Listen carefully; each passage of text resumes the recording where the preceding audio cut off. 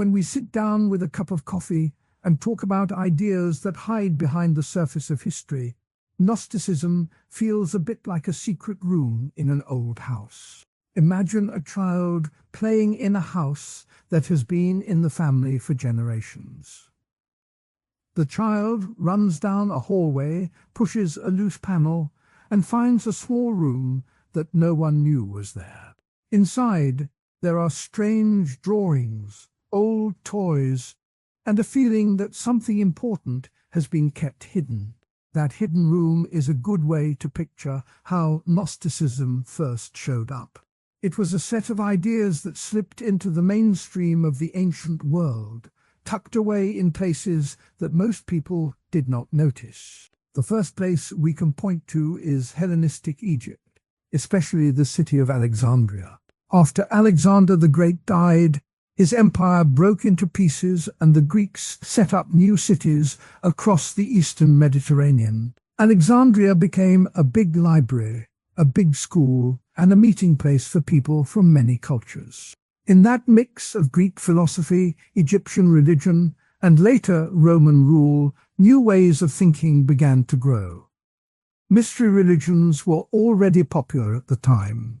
These were groups that promised secret knowledge about the divine, usually through an initiation that revealed hidden symbols. The cult of Isis, the worship of Mithras, and the rites of the Eleusinian mysteries all taught that there was a deeper reality beyond the everyday world. Gnosticism took that idea of secret knowledge and turned it into a full-blown system of belief. One of the first names that comes up when we talk about early Gnostic teachers is Valentinus. He lived in the 2nd century, probably in Rome, and he was a charismatic speaker.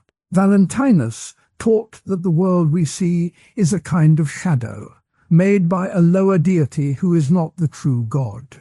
The true God, according to him, is pure light and pure spirit, and he is hidden from us. To get back to that light, we need a spark of divine knowledge that lives inside each person. This spark is called the gnosis, a Greek word that simply means knowledge. Valentinus said that the spark was given to a few people, and those people could guide others back to the light. Another early group is the Sethians. They named themselves after Seth, the third son of Adam and Eve. The Sethians wrote a set of texts that tell a story of a divine realm full of light, a lower realm of darkness, and a figure called the Demiurge, who builds the material world. The Demiurge is not evil, but he is limited and does not know about the higher realm. The Sethians believe that humanity contains a piece of the higher realm, a seed that can be awakened. Their writings are full of vivid images: a lion of fire, a great abyss, a heavenly garden. The images feel like a puzzle that a person might solve on a phone app.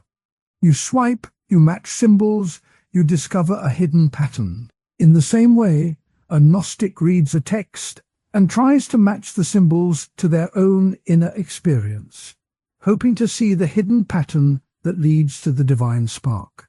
To see how this works in everyday life, think of a child who finds a hidden room in a house.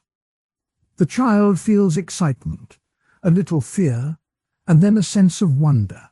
The child explores the room, finds old toys, maybe a diary, maybe a map. The child learns something new about the house and about the family's past. In Gnosticism, the believer is that child. The world is the house, and the hidden room is the inner truth that only a few can see. The believer explores the hidden room by reading secret texts, by meditating, by listening to a teacher. The result is a new sense of who they are and where they belong. Now think of a person solving a puzzle on a phone app. The game shows a picture that looks like random pieces. The player moves the pieces, rotates them, tries different combinations. At first, the picture looks confusing, but as the player keeps working, a clear image appears. That moment when the picture becomes clear feels rewarding. Gnostics describe a similar feeling when they grasp a piece of hidden knowledge. The hidden picture is the true nature of reality, and the puzzle pieces are the myths, the symbols, the stories that the world gives us. When the pieces fit, the believer feels a sense of peace and purpose.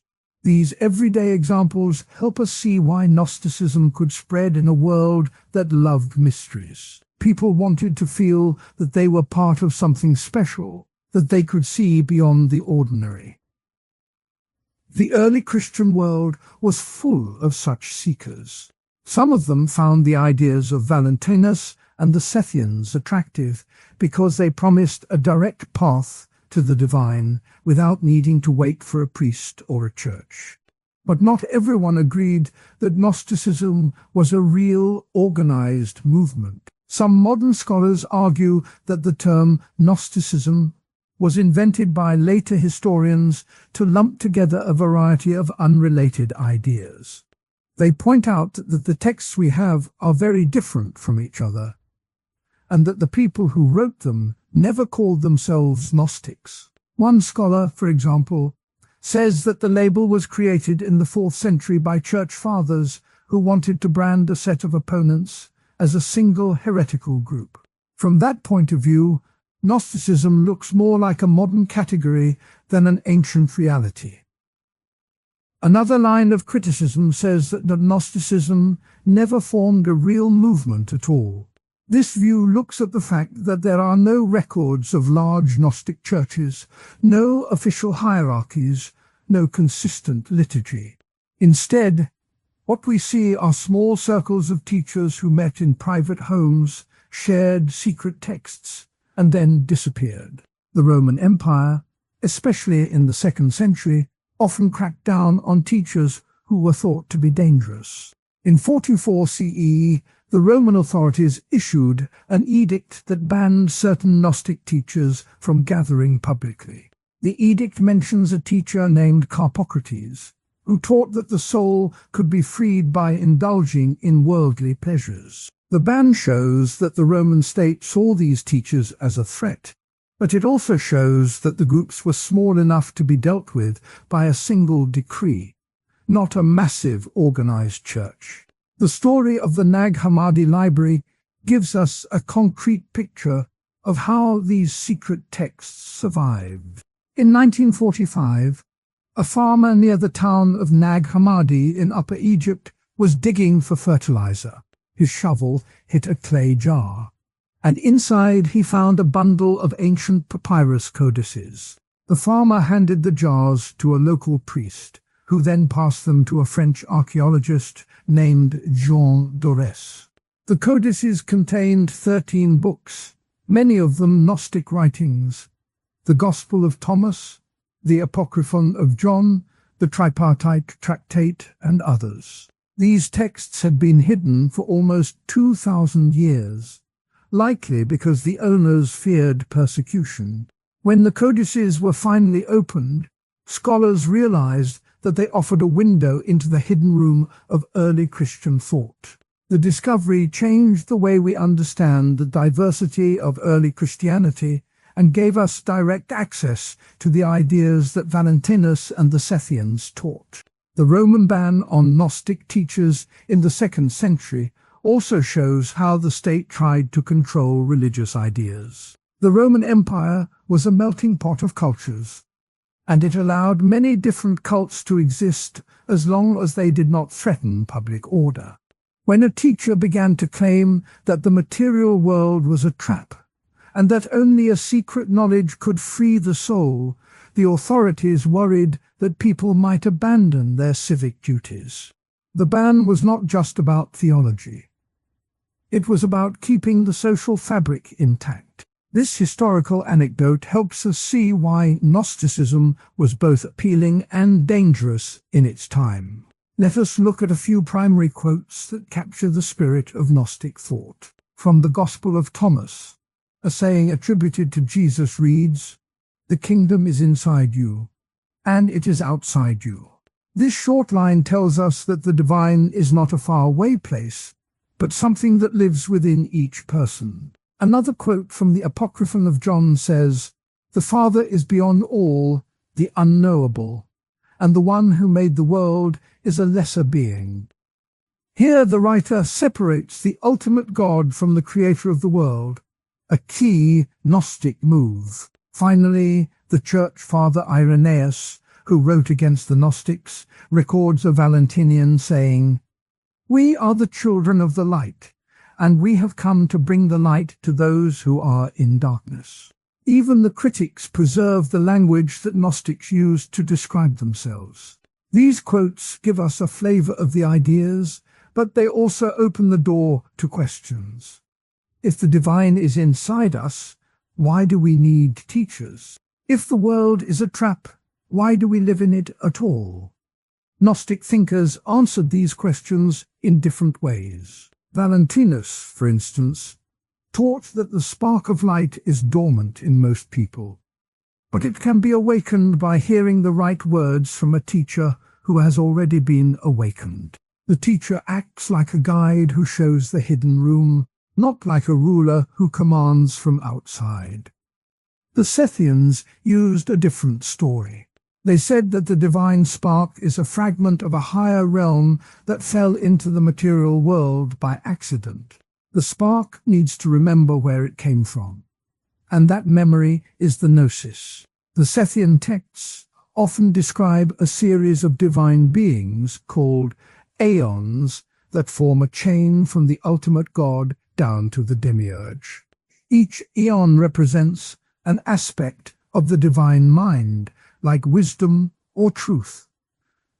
The chain is like a ladder that the soul can climb back up, step, by gaining knowledge. This picture is more elaborate than Valentinus, but it serves the same purpose: to give believers a roadmap out of the darkness. Both Valentinus and the Scythians faced opposition from the emerging Orthodox Christian community.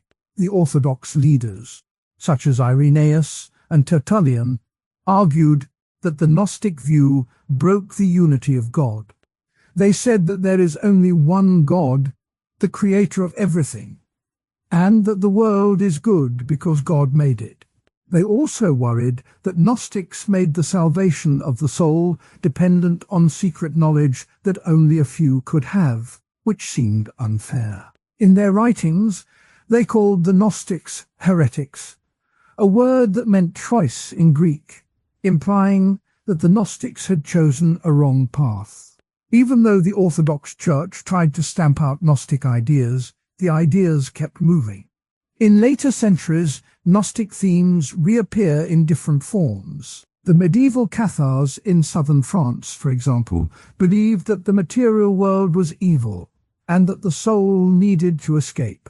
Their beliefs echo the Gnostic view of the Demiurge.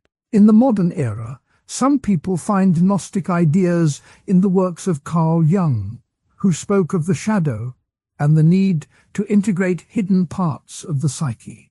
Jung used the term gnosis to describe a deep inner knowing that can transform a person. These modern reinterpretations show that the hidden room of Gnostic thought still opens for new seekers. When we think about how Gnosticism applies to everyday life, the puzzle analogy helps again. Imagine you have a phone app that gives you a daily challenge. Each day, you must match a symbol with a feeling. At first, the symbols look random, but after a week, you start to see a pattern. You realize that the symbols are actually representing emotions you have been avoiding. By recognizing the pattern, you learn more about yourself and can make better choices. Gnosticism works in a similar way. The believer looks at myths, at scripture, at personal experience, and tries to see the hidden meaning. When the meaning clicks, the person feels a sense of relief, as if a hidden door has opened. Real applications of Gnostic ideas can be seen in how people approach spiritual practice today. Some modern meditation groups talk about awakening the inner light. They do not use the word gnosis, but the idea is the same. There is a part of us that knows the truth, and we can bring it into view by quieting the mind. In psychotherapy, the idea of uncovering a hidden part of the self is common. Therapists often ask clients to explore the inner child, a concept that sounds a lot like the Gnostic spark. Even in popular culture, stories about secret societies that guard hidden knowledge echo Gnostic themes. Think of a film where the hero discovers an ancient manuscript that reveals the true nature of reality. That story is a modern retelling of the child finding a hidden room. To keep the narrative clear, let us connect these ideas to what we will cover later in the series. In the next section, we will look closely at the actual Gnostic texts that were found in Nag Hammadi, such as the Gospel of Thomas and the Apocryphon of John. We will see how the stories in those books match the ideas we have just discussed. After that, we will examine the critiques that early church fathers wrote, and we will compare their arguments to the modern scholarly debates about whether Gnosticism was a real movement. By keeping the threads linked, you will see how the origins we have explored are not isolated, but part of a larger web of ideas that stretched across centuries. Now, let us revisit the two counter-arguments we mentioned earlier, but in a bit more detail. The first counter-argument says that Gnosticism is a later invention, a label created by scholars in the 19th and 20th centuries. This view points out that the word Gnostic does not appear in the early church until after the 3rd century, and that the early writers who opposed the ideas, like Irenaeus, use many different names for each group. The scholar who supports this view argues that the diversity of the texts shows that there was no single, unified Gnostic movement, only a collection of loosely related ideas. He also notes that some of the Nag Hammadi texts were likely written in the 3rd or 4th century, well after the time of Valentinus. If the texts are later, then the whole story of a secret movement in the 2nd century becomes shaky. The second counter-argument says that Gnosticism never formed a real movement at all, because there is no evidence of organized churches, no consistent rituals, and no clear leadership. This argument looks at the Roman ban we mentioned.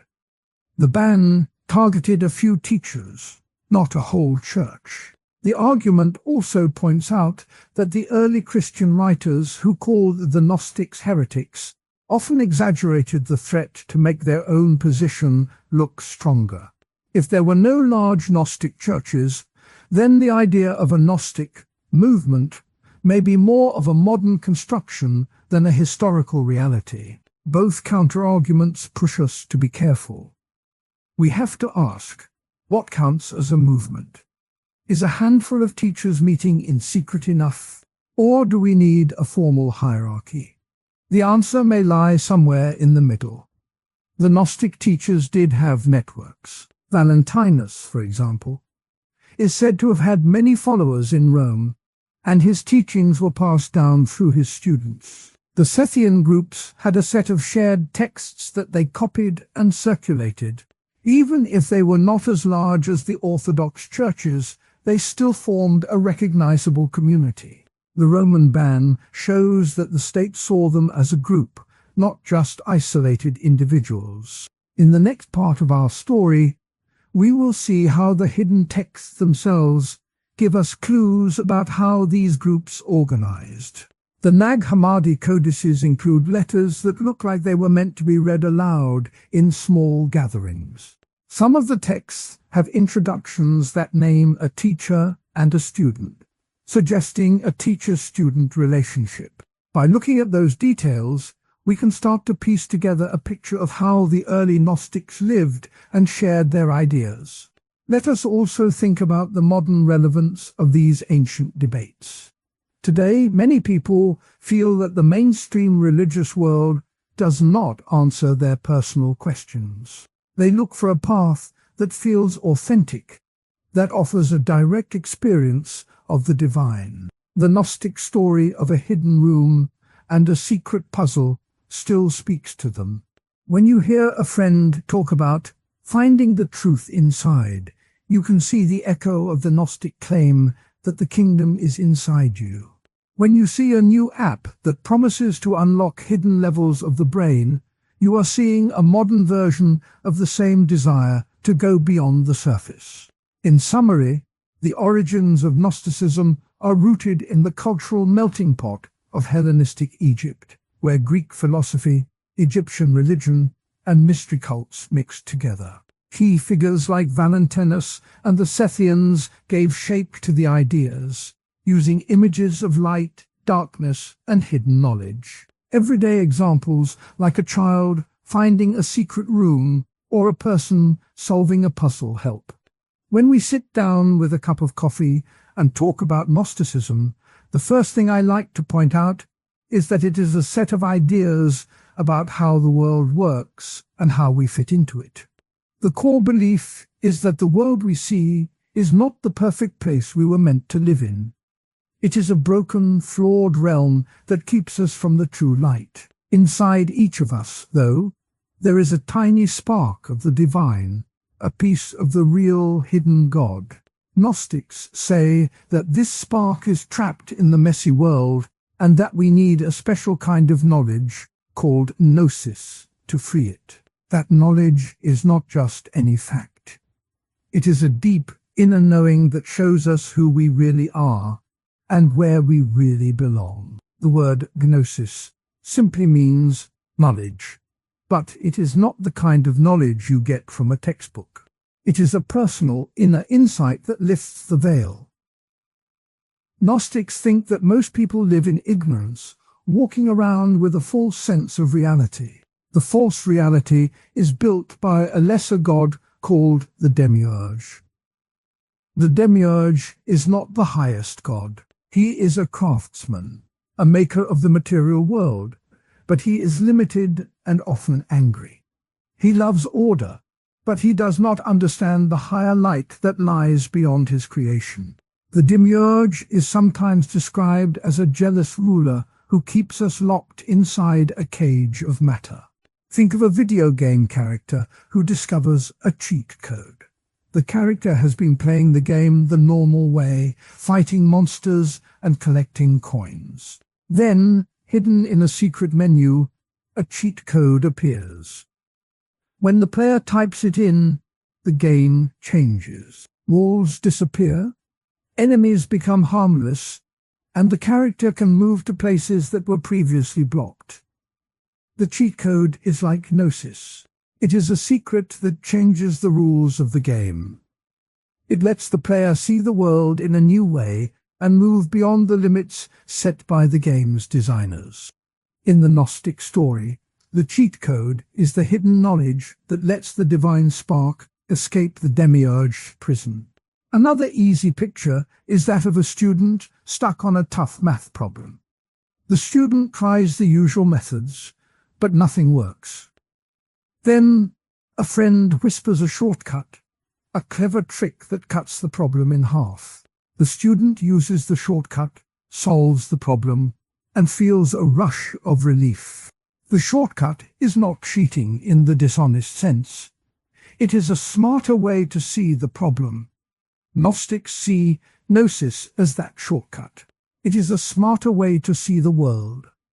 A route that avoids the long, confusing path of ordinary belief. Many early Gnostic teachers tried to explain these ideas. One of the first was Basilides, who lived in Alexandria around the 2nd century. Basilides taught that the true God is beyond all description, and that the Demiurge is a lesser being who made the world by mistake. He said that the divine spark in each person is like a seed that needs the right light to grow. Basilides also believed that the world is filled with many hidden levels, each one a step closer to the ultimate truth. Another teacher, Carpocrates, took a different angle.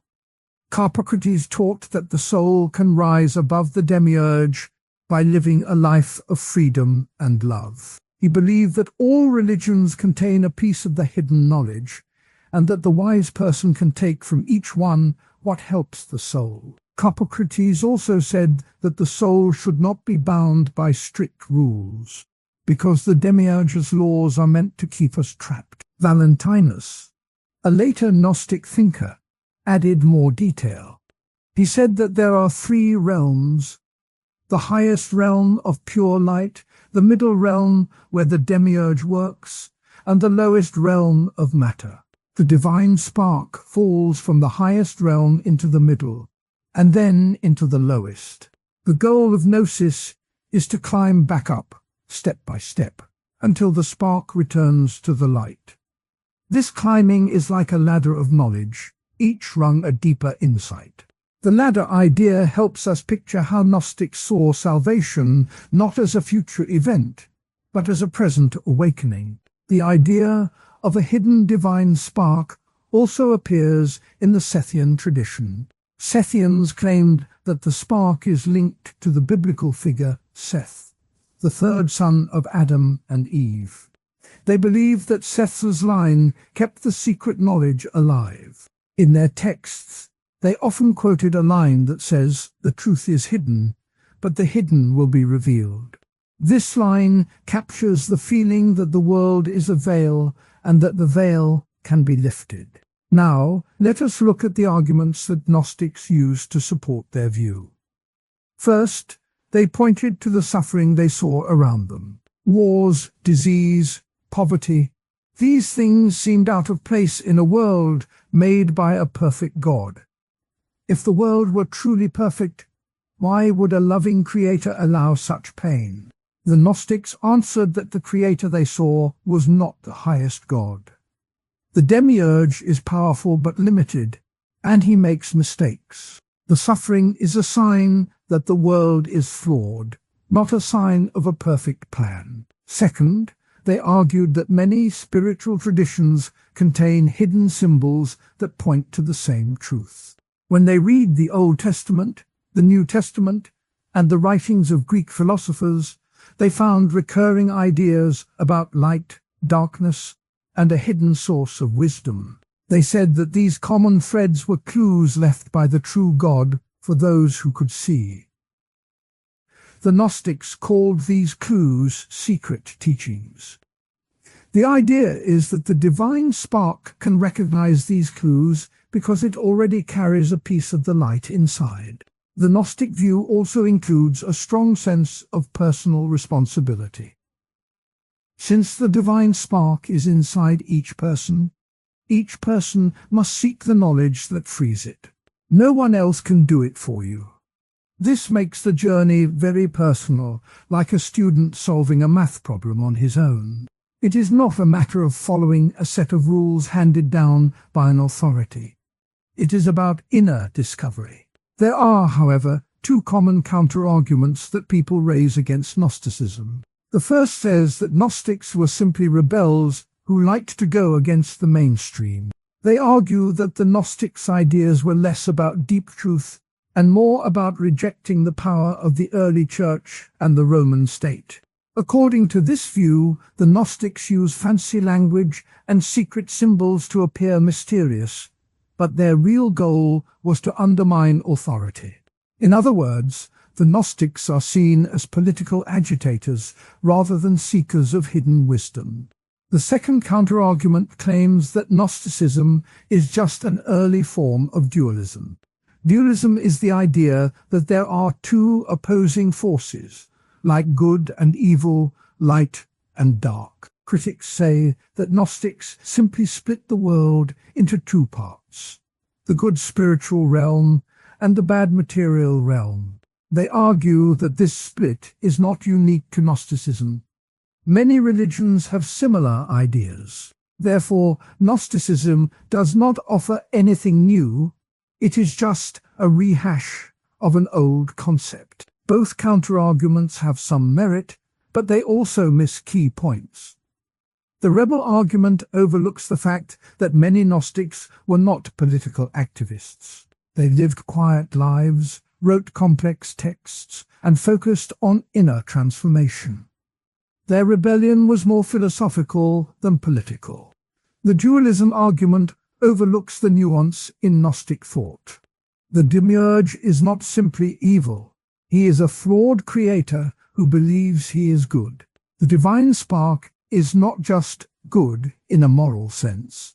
It is a piece of a higher reality that cannot be fully described in simple good vs evil terms. The Gnostic ladder of knowledge shows that the journey is about moving through layers of understanding, not just choosing sides. Historical anecdotes help us see how Gnostics were treated in the early centuries.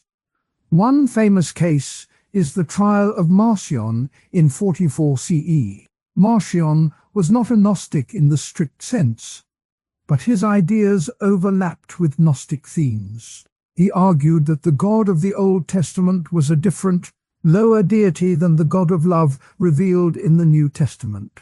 The Roman authorities brought him before a council, and he was forced to recant. The trial shows how early church leaders saw any teaching that split the divine into two beings as dangerous.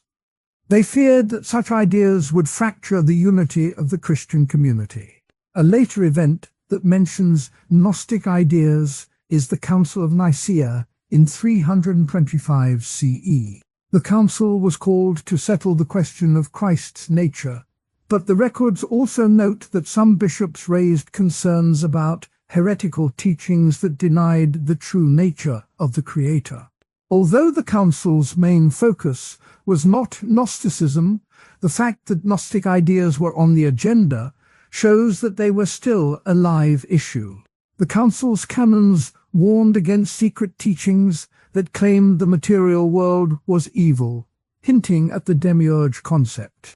This brief mention tells us that Gnostic thought lingered for centuries, even as the official church tried to suppress it. To give you a sense of the flavor of Gnostic writing, let me quote a line from the Gospel of Thomas, a text discovered in the Nag Hammadi library. The line reads, "If you bring forth what is within you, what you have will save you." This short sentence captures the idea that the hidden spark inside each person is the key to salvation. Another quote comes from the Apocryphon of John, a Scythian text. It says, "The divine realm is beyond all thought, and the light that shines there is the source of all truth." Both quotes use simple language, yet they point to a deep inner reality that Gnostics believed could be accessed through gnosis. Modern scholars often compare Gnosticism to other philosophical movements. For example, the idea of a hidden reality behind the visible world resonates with Plato's theory of forms. Plato said that the world we see is a shadow of perfect ideas that exist in a higher realm.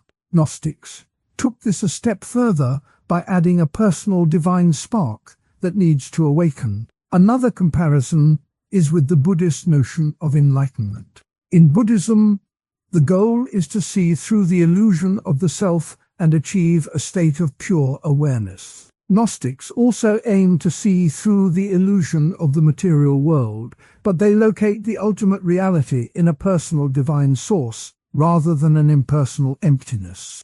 If you are curious about the texts that carry these ideas, you can look at the Nag Hammadi library. This collection of Coptic manuscripts was found in Egypt in 1945. It includes the Gospel of Thomas, the Apocryphon of John, the Gospel of Philip, and many other writings. In the section of our series on Gnostic texts, we break down each of these books and explain what they say about the Demiurge, the divine spark, and gnosis. Those episodes give you a closer look at the original words, not just modern summaries. The story of Gnosticism does not end in the ancient world. In the 20th century, a number of writers revived Gnostic ideas. Carl Jung, the famous psychologist, was fascinated by the concept of the inner divine spark. He called it the self, and used Gnostic symbols to explain the process of individuation, which is the growth of the whole personality. The modern spiritual movement, known as New Age, also borrows Gnostic themes, especially the idea that hidden knowledge can free us from a limiting reality. In the episode on modern revivals, we explore how contemporary thinkers reinterpret the Demiurge as a metaphor for social conditioning, and how the cheat code analogy fits into today's self-help culture. Let us return to the two analogies to see how they tie everything together. The video game cheat code shows that hidden knowledge can change the rules of the world. In Gnostic thought, the cheat code is the secret teaching that reveals the Demiurge's limits and points the soul toward the true God. The student's shortcut shows that personal insight can solve a problem that seems impossible. Gnostics see gnosis as that shortcut for the soul, a way to bypass the long, confusing path of ordinary belief. Both analogies help us understand why Gnostics put such emphasis on secret knowledge. It is not about being elitist. It is about giving the soul a practical tool to escape suffering. Now, let's look at how the two counterarguments are answered in everyday language. The rebel argument says Gnostics just wanted to be different. But if you think about a student who discovers a shortcut, that student is not rebelling just for the sake of rebellion. He is using a tool that makes learning easier. The same is true for Gnostics. They were not just trying to be different. They were trying to find a way to make life less painful. The dualism argument says Gnosticism is just a simple split between good and bad. Yet the Gnostic view of the Demiurge shows that the Creator is not purely evil. He is a being who believes he is doing good, even while making mistakes. This nuance makes the picture richer than a simple black and white split. Historical anecdotes also help us see why the early church was so worried. In the trial of Marcion, the authorities feared that splitting the divine into two would cause division among believers. The Council of Nicaea's brief note about secret teachings shows that even after 100 years, the Church still saw Gnostic ideas as a threat to unity. These events remind us that ideas about a hidden divine spark have always been controversial, because they challenge the authority of the dominant religious story. In the broader picture, Gnosticism asks a question that still matters today. How do we know what is real? Are we stuck in a world that limits us? Or is there a deeper truth we can reach? The answer for Gnostics is that the deeper truth is already inside us, waiting to be uncovered. The path to uncover it is through gnosis, the secret knowledge that lifts the veil. When we think of the divine spark as a tiny lamp inside a dark room, gnosis is the match that lights it. Once the lamp burns, the room becomes brighter, and we can see the walls for what they are. If you want to see how this idea shows up in modern life, think about people who practice meditation to quiet the mind. They often describe a feeling of inner light, a sense that they are connected to something larger than themselves. That feeling echoes the Gnostic claim that the divine spark is present in each person. In the same way, some scientists talk about the hard problem of consciousness, wondering why we have a sense of self that seems to be more than just brain activity. Gnostics would say that this sense of self is the spark of the higher God trying to remember where it came from. The story of Gnosticism also reminds us that secret knowledge can be both empowering and dangerous. In the ancient world, many Gnostic groups kept their teachings hidden, fearing persecution. They used symbols, riddles, and coded language to protect their ideas. This secrecy helped them survive, but it also made it easy for outsiders to label them as heretical. The modern revival of Gnostic ideas often faces a similar tension: how to share deep insights without turning them into a commercial product or a shallow trend. To close this segment, let us recall a quote from the philosopher Plotinus, who was not a Gnostic but wrote about similar themes. He said, The soul, when it turns away from the world, returns to the light. This line captures the same longing that Gnostics expressed, a desire to turn away from the flawed world and return to a source of pure light. Whether you call it gnosis, enlightenment, or self-realization, the core idea is that we have a piece of something higher inside us, and we can awaken it. In the next part of our series, we will look at the actual writings that carry these ideas. We will read a passage from the Gospel of Philip about the bridal chamber, a symbol of the union between the divine spark and the true God. We will also explore how modern thinkers reinterpret the Demiurge as the system of beliefs that keeps us locked in place. By seeing how ancient ideas echo in today's world, we can understand why Gnosticism still speaks to people who feel that something is missing in the ordinary story of life. So, to sum up, Gnosticism teaches that the world we see is flawed, created by a lesser god called the Demiurge. Inside each of us is a divine spark that longs to return to the true hidden God. The key to that return is secret knowledge, gnosis, which works like a cheat code or a math shortcut. Thinkers like Basilides and Carpocrates explain how the spark can rise, while Valentinus added a ladder of realms. Critics say Gnostics were rebels or just early dualists, but the Gnostic view is richer than a simple split. Historical moments like Marcion's trial and the Council of Nicaea show how seriously the early church took these ideas. Modern revivals keep the spirit alive, using the same analogies in new ways. Keep these points in mind as we move forward, and you'll see how the ancient quest for hidden truth still matters today. When we sit down with a cup of coffee and talk about Gnosticism, the first thing that comes to mind are the old books that were hidden for centuries. 3 of those books are the most talked about. They are the Gospel of Thomas, the Gospel of Mary, and the Apocryphon of John. Each one has a story about how it was written, who kept it safe, and what it tries to say about the world. The Gospel of Thomas is a collection of sayings. It does not tell a story about Jesus walking on water or healing the sick.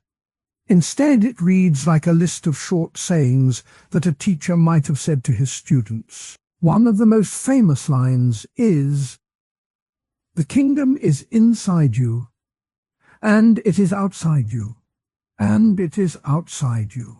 That line shows the Gnostic idea that the divine spark is already inside every person. The people who kept this text were a small community that called themselves the Thomasine group. They liked to meet in secret houses, share meals, and read these sayings together. They believed that by reading the sayings they could see the hidden truth inside themselves. The Gospel of Mary is a bit different. It is written as a dialogue. The main speaker is Mary Magdalene, who is shown as a close friend of Jesus. In the text she says, "Love is the only thing that can free us." The story tells us that after Jesus died, his followers were confused and scared. Mary steps forward and offers them a new way to think about the teachings. The community that kept this text was likely a group of women who saw Mary as a teacher. They may have gathered in a house that belonged to a wealthy patron and used the gospel as a guide for how to live together. The Apocryphon of John is the longest of the 3. It is a conversation between John, one of the original disciples, and a divine being who reveals the secret creation story. In this story, the world is made by a lesser god, often called the Demiurge. The text says, "The Father is the source of all, but the world was formed by a lesser being who did not know the light." This version of the story gives a different picture of why there is suffering in the world. The people who kept this text were probably a group that called themselves Sethians. They liked to write down elaborate myths that explained how the soul could escape the false world. Think of these texts like a diary that a relative left behind. Imagine you find a diary in the attic. At first it looks like a normal notebook, but as you read the pages you discover hidden family secrets. You learn why a great-grandparent left home or why a sibling never spoke to another. The diary changes the way you see your own family. In the same way, the Gnostic texts act like a secret diary of early Christians. They reveal ideas that were hidden from the larger church. They show us how some people thought about God, the world, and the self in a very personal way. Now picture a movie you have watched many times. The film ends with the hero winning, but then a director's cut shows an alternate ending where the hero fails and learns a different lesson. The alternate ending makes you think about the story in a new light.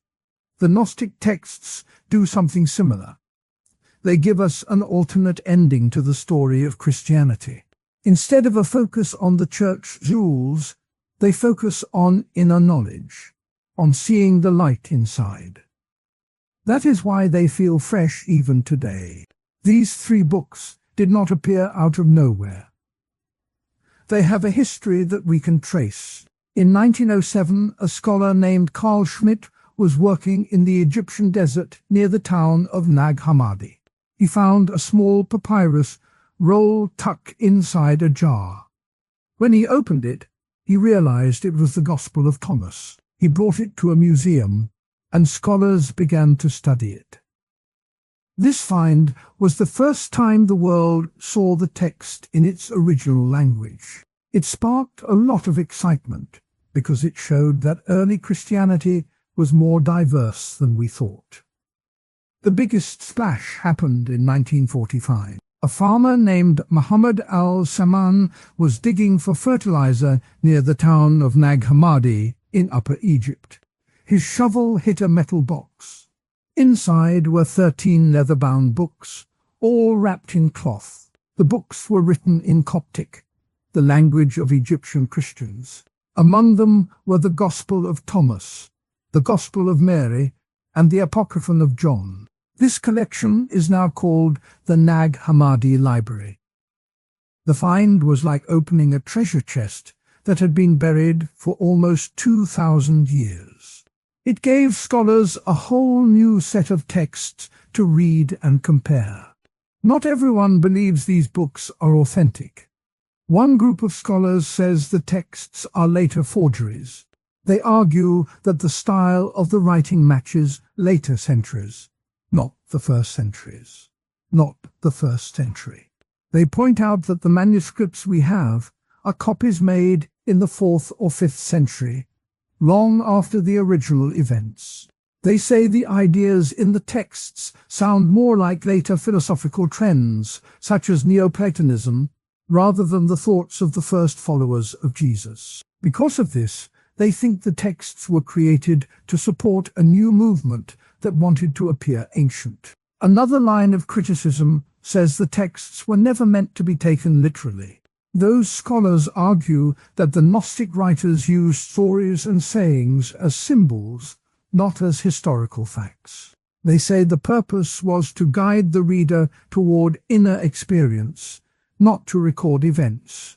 In this view, the Gospel of Thomas is not a hidden record of Jesus' words, but a teaching tool that uses simple sayings to point the reader toward a deeper truth. The Apocryphon of John, then, is not a literal history of creation, but a myth that helps the reader understand the nature of the false world and the light beyond it. Both of these counter-arguments matter because they shape how we read the texts. If we think they are later forgeries, we might treat them as inventions of a later sect. If we think they are symbolic, we might focus on the hidden meanings rather than the historical details. In our earlier talk about symbolism, we saw how images can carry many layers of meaning. The same idea applies here.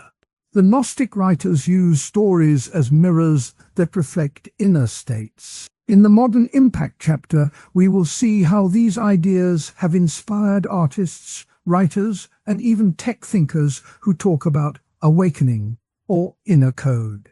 Let's look at a couple of everyday examples that help make the ideas clearer. Imagine you are reading a diary that belonged to your great-grandmother. In the pages, you find a note that says, "I left the town because I heard a voice inside me that told me to go." That note changes how you view her decision. You realize it was not just a practical move, but a personal call to follow an inner guide. The Gnostic texts work in a similar way. They tell us that the true path is not found in external rules, but in listening to the inner voice, the spark, that the Gospel of Thomas calls the kingdom. Now think about watching a movie that ends with a twist. You thought the hero would win, but the ending shows the hero choosing a different path, perhaps staying behind to help others. That twist forces you to rethink the whole story. The Gospel of Mary offers a twist to the familiar story of the disciples. Instead of Peter being the main leader after Jesus, Mary steps forward and offers a different kind of leadership based on love and inner knowledge. That twist invites us to ask, what if the early church had followed a different voice? These stories also have modern echoes. In the world of video games, players often find hidden diaries that reveal secret backstories. In some games, the hidden diary explains why a kingdom fell or why a character made a sacrifice. The player's understanding of the game changes once they read the diary. In the same way, when someone reads the Gospel of Thomas, they may see the teachings of Jesus in a new light. The hidden knowledge becomes a tool for personal change. When we talk about the authors or communities behind the texts, we must keep in mind that the names we use are modern labels. The Thomasine group, the Mary community, and the Sethians are names given by scholars to describe the people who cared for these writings. The real members likely saw themselves simply as followers of the teachings. They met in homes, shared meals, and talked about the sayings. They may have had a leader, but the focus was on the inner experience each person could have. That is why the texts often speak in the first person, like, "I am the light that is in you," or "You have the key within." One of the most striking quotes from the Gospel of Thomas is, "If you bring forth what is within you, what you bring forth will save you." This line tells us that the act of uncovering inner truth is what leads to salvation, not a ritual performed by a priest. The Gospel of Mary adds, "The soul is like a lamp that shines brighter when it is fed with love."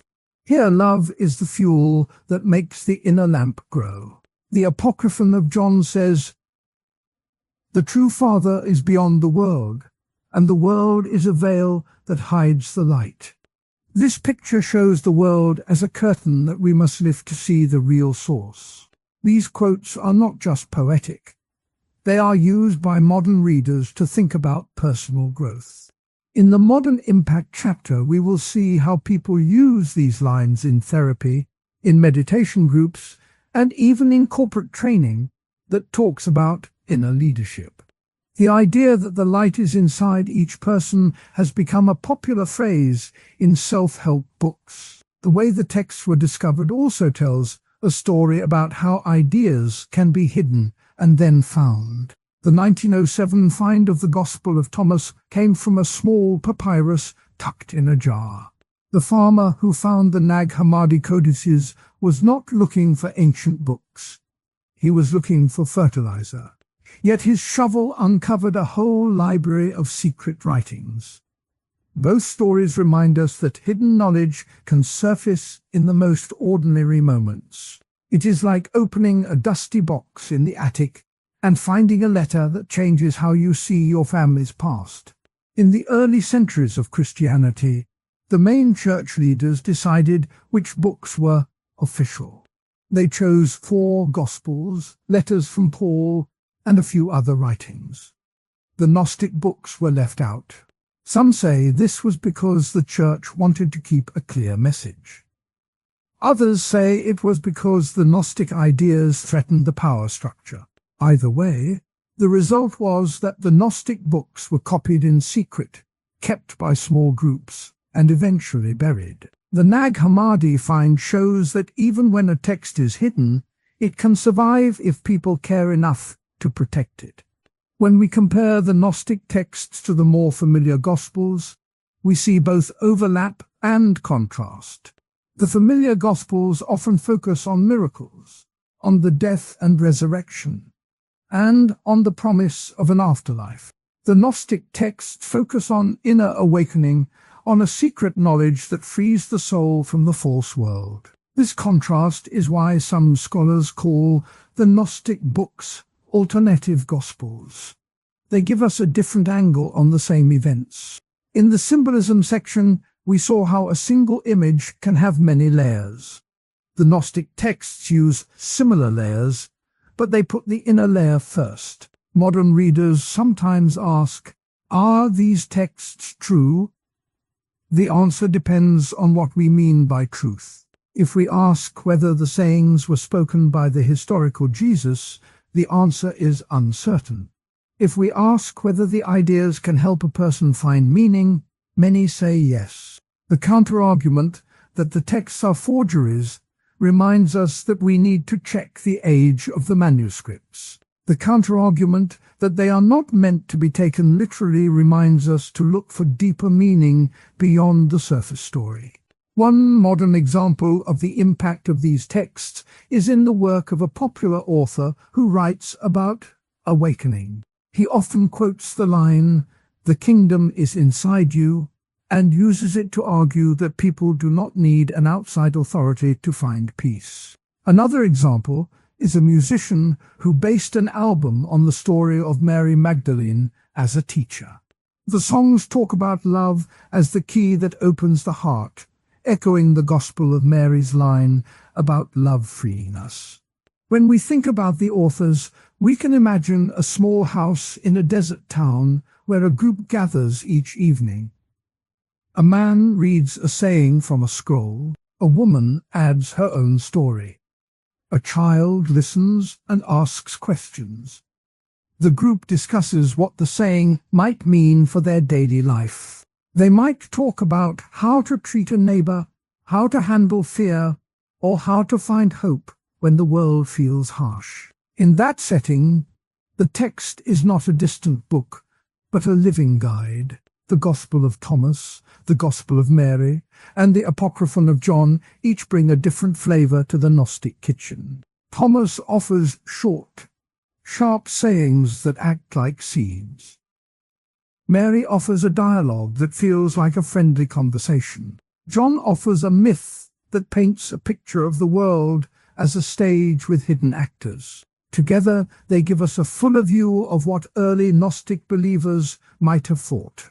If you remember the diary example, think of the Gospel of Thomas as a diary entry that says, "I saw a light inside me today." That simple line can change how you see yourself. If you remember the movie example, think of the Gospel of Mary as the alternate ending where the heroine steps up to lead. That change makes you wonder who could have been a leader in your own life.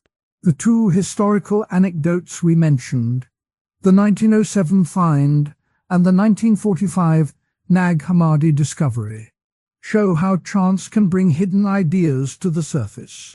They also show that the world of early Christianity was not a single story, but many overlapping stories. The Gnostic texts are a reminder that those overlapping stories can still speak to us today.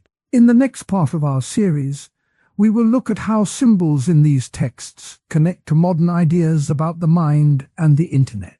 We will also see how the Modern Impact chapter explores how artists, writers, and even programmers have taken the Gnostic idea of inner light and turned it into new creations. For now, Keep in mind that the 3 books we talked about are like secret diaries and alternate movie endings.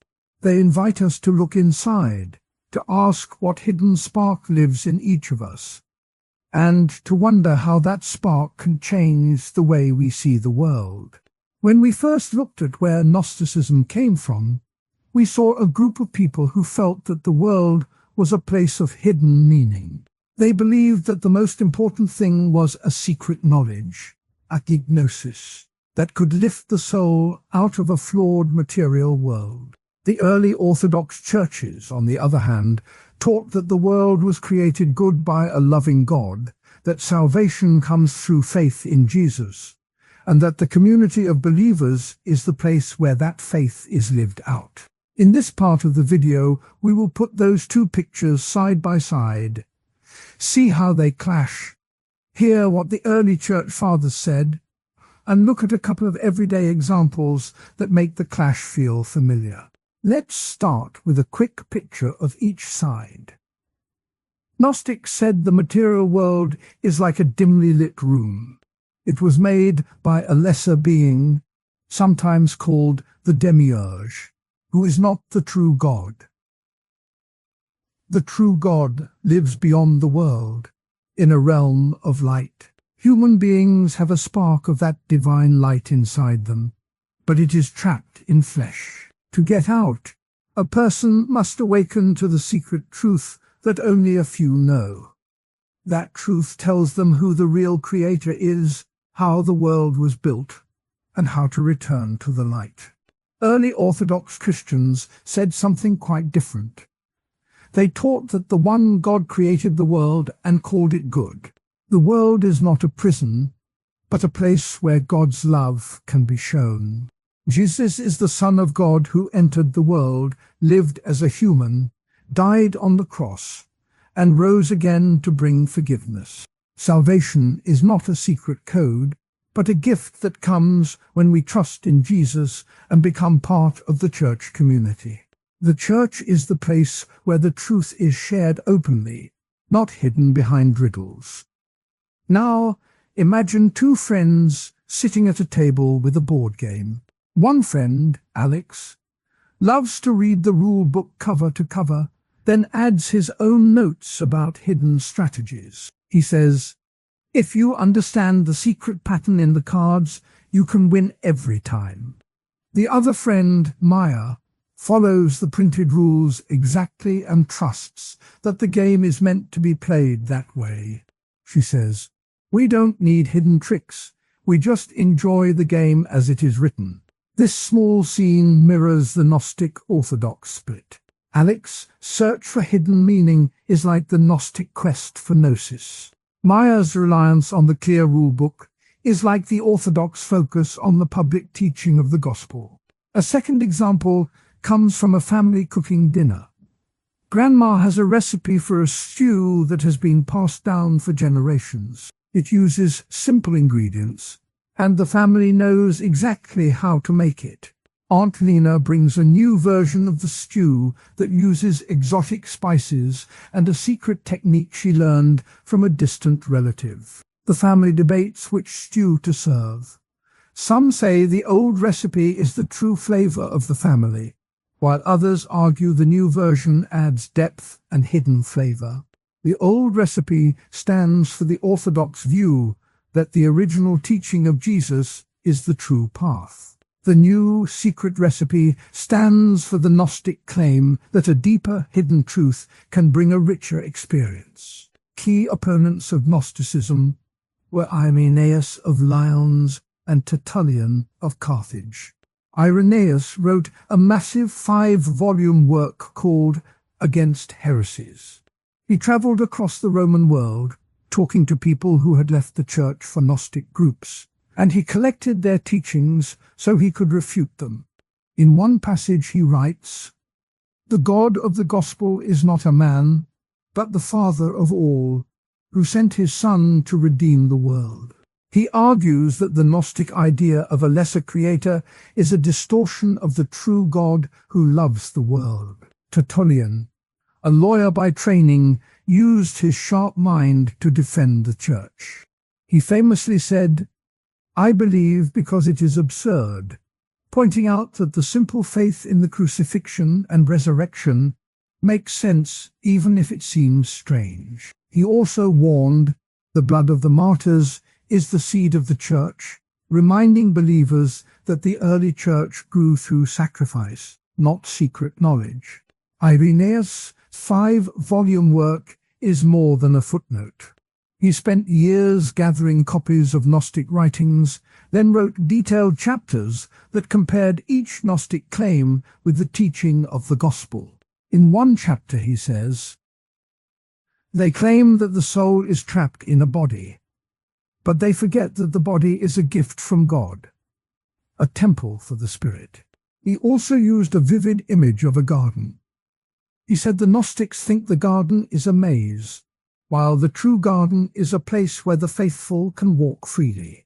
This anecdote shows how Irenaeus tried to make the abstract ideas feel concrete for ordinary believers. Another historical moment took place in the bustling city of Alexandria in the 2nd century.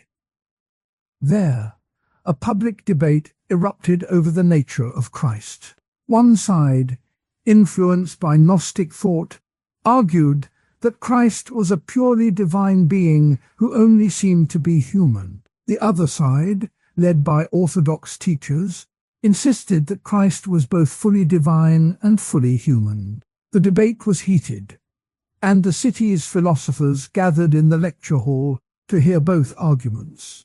The Orthodox side quoted the Gospel, saying, "The Word became flesh," while the Gnostic side pointed to secret sayings that suggested a hidden divine spark in Jesus that was not bound by flesh. The outcome of that debate helped shape the later creed that declared Jesus as truly God and truly man. This story shows that the clash was not just a matter of private belief, but a public conversation that shaped the whole direction of Christianity. Let's dig a bit deeper into the core ideas that set the two camps apart. First, the view of the Creator. Gnostics called the creator of the material world the Demiurge, a figure who is powerful but not the highest God. They saw him as ignorant or even malevolent. The true God, they said, lives beyond the physical realm. Early Orthodox Christians, following the teachings of the Apostles, said there is only one God who created everything good. The idea of a lesser creator was seen as a dangerous split that could lead believers away from the love of the true God. Second, the role of Jesus. Gnostics often portrayed Jesus as a revealer of secret knowledge, a teacher who came to awaken the spark inside each person. They sometimes claimed that Jesus only seemed to have a physical body, a view called Gnosticism. The Orthodox Church said Jesus was both fully God and fully man, that he truly suffered and died, and that his resurrection is the foundation of hope. The difference matters because if Jesus only pretended to be human, then his death on the cross would not have the power to forgive sins. The Orthodox view holds that the real suffering of Jesus makes the forgiveness real.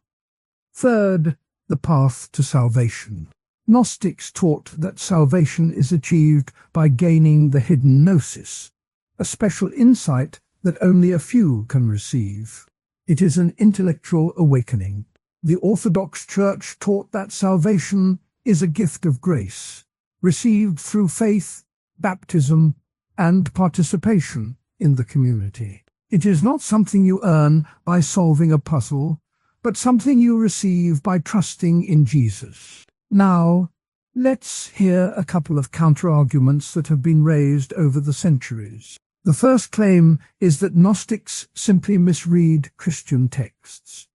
Some scholars argue that the Gnostic writers took verses like "the kingdom is within you" and turned them into a private mystical secret, when the original apostles meant that the kingdom of God is present in the community of believers. In this view, the Gnostics took metaphorical language and treated it as a literal code. For example, the Gospel of Thomas says, If you bring forth what is within you, what you bring forth will save you. Gnostics read this as a call to inner knowledge, while the Orthodox perspective would see it as an invitation to live out the teachings in daily life. This counterargument suggests that the Gnostics were reading too much into the texts, adding layers that were never intended. The second counterargument is that early Orthodoxy borrowed some ideas from Gnosticism. Some historians note that the Church Fathers sometimes used language that sounds similar to Gnostic concepts, such as speaking of the spiritual body or the inner man. They also sometimes adopted a dualistic language that separates the world of sin from the realm of the holy. Critics say that the early Church, in trying to define itself, may have taken some Gnostic images and reframed them in an orthodox way. For instance, the idea of a light within appears in both Gnostic and Orthodox writings, though the meanings differ. This view does not excuse the Gnostics, but it shows that the boundary between the two camps was not always a clean line. Real-world applications of this ancient clash can be seen today. Many modern spiritual groups talk about awakening or inner truth, echoing the Gnostic emphasis on hidden knowledge. At the same time, mainstream churches continue to stress the importance of community worship, sacraments, and shared belief. When a person feels drawn to a small group that claims to have a secret insight into God, they are walking a path that looks a lot like the ancient Gnostic route. When another person prefers to join a larger congregation where the teachings are openly shared, they are following the Orthodox tradition. Understanding the old arguments helps us see why these choices feel meaningful. Modern scholars have also offered fresh interpretations. Some see Gnosticism as a reaction to the hardships of the Roman world, a way for people to find hope in a world that seemed chaotic. Others view it as a philosophical system that tried to blend Christian ideas with Platonic thought. The early Church Fathers, especially Irenaeus, argued that Gnosticism was a heretical distortion that threatened the unity of the Church. Tertullian, in his writings, warned that the Church is the mother of us all, stressing that a common belief keeps the community strong. These modern readings keep the debate alive in academic circles and in popular books. Let's bring in a few more quotes to let the voices speak for themselves. Irenaeus writes, "The God of the Gospel is not a man, but the Father of all, who sent his Son to redeem the world." This line directly opposes the Gnostic claim that the true God is far removed from the world. Tertullian adds, "The blood of the martyrs is the seed of the Church," reminding listeners that the early Church grew through sacrifice, not secret codes. A Gnostic text, the Gospel of Judas, says, He just showed them the hidden truth, that the kingdom is within." This line captures the Gnostic focus on inner revelation. By placing these quotes together, we can hear the tension between a faith that is shared openly and a faith that is kept hidden. When we think back to the origins of Gnosticism, we recall that it grew out of a mix of Jewish, Christian, and Hellenistic ideas. The same mix also fed the early church's development.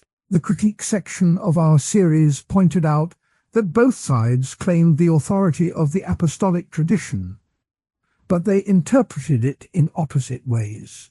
The Gnostics said the tradition was a hidden code, while the Orthodox said the tradition was a public teaching. By linking back to those earlier sections, we see that the debate was never just about doctrine, but about how people wanted to live their faith. Let's revisit the board game example for a moment, this time adding a twist. Imagine that the game's box includes a secret card that only some players know about. Those players claim that the secret card changes the whole strategy, and they refuse to share it. The rest of the players feel left out and worry that the game is being unfairly altered. This mirrors how early Orthodox believers felt about Gnostic groups that kept secret teachings. They worried that the secret knowledge could split the community and lead people away from the shared story of Jesus. The board game analogy helps us see why the early church fought hard to keep the gospel open book for everyone. Now think about the family recipe again. The family that sticks to the old stew might say, "Our ancestors cooked it this way, and it has always fed us." The family that adds exotic spices might say, "We can taste something new, and it makes the meal richer." Both sides love the stew, but they disagree on how to honor it. In the early church, the old recipe was the apostolic teaching handed down by the apostles themselves. The new spice was the Gnostic claim that there is a deeper hidden flavor that only a few can taste. The debate over the stew shows that the clash was not about rejecting the old, but about adding something new that many felt was unnecessary or even harmful. The Alexandria debate we mentioned earlier also gave rise to a famous phrase that still echoes.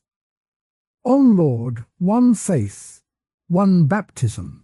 This line, later used in the Nicene Creed, was a direct response to the Gnostic tendency to split the nature of Christ into separate parts. By insisting on a single unified statement about Jesus, the Orthodox leaders aimed to close the door that Gnostics had opened. The debate reminded the city's scholars that language matters. If you say, "Christ is only a divine spark," you lose the idea that he truly suffered. If you say, "Christ is fully human," you keep the promise that his death can bring forgiveness. The outcome of that debate helped shape the core of what we now call mainstream Christianity. In terms of practical impact, the early church's fight against Gnosticism led to the formation of the biblical canon. The church leaders gathered the letters and gospels that matched the apostolic teaching and set aside those that seemed to support secret knowledge. This process was partly a reaction to the Gnostic texts that were circulating, such as the Gospel of Mary or the Apocryphon of John. By defining which books were official, the church created a shared set of stories that all believers could read together. This act of defining the canon can be seen as the church's way of saying, "Here is the rule book we all agree to follow," just like Maya in our board game story. Meanwhile, the Gnostic communities continued to meet in secret houses, often in the desert or in hidden rooms, where they exchanged their special writings. Their gatherings were intimate. When we first talked about the core ideas of Gnosticism, we said that it is a way of seeing the world as a place where a hidden truth sits behind the everyday surface. Now we turn to the people who tried to hand that hidden truth to others. I want to tell you about 3 teachers who stand out: Valentinus, Simon Magus, and Mani. I will share the stories they used, the way they taught, the doubts people raised about them, and a few moments from their lives that still echo today. Let's start with Valentinus. He was born in the early 2nd century in a town called Egypt, but most of his work happened in Rome. He grew up in a Christian community that believed in the teachings of the apostles, yet he felt that the usual stories left out a deeper layer. He said the world was made by a lesser god, a kind of craftsman who did not know the real light that sits above. That real light, he taught, could be reached only through a special kind of knowledge, a gnosis, that means inner knowing. Valentinus liked to use a simple story about a coach and a player. Imagine a soccer coach who sees that one of his players has a lot of talent, but the player only practices the usual drills. One day the coach pulls the player aside and shows a secret drill that works on balance and vision. The player tries it, and suddenly his game changes. Valentinus said the secret drill is like the hidden knowledge that lets a soul see the true light. He would say, just as a coach gives a private drill, The teacher gives a private word that unlocks the soul. In his own words, a fragment attributed to him reads, "The spark within each of us longs to return to its source, and only the secret word can guide it home." He used that line to show that the hidden word is not a magic spell, but a way of seeing the world differently. Valentinus also liked a kitchen story. He would tell his listeners to picture a chef who has a special spice blend that makes a simple soup taste like a feast. The chef does not shout about the spice. He only adds it at the right moment.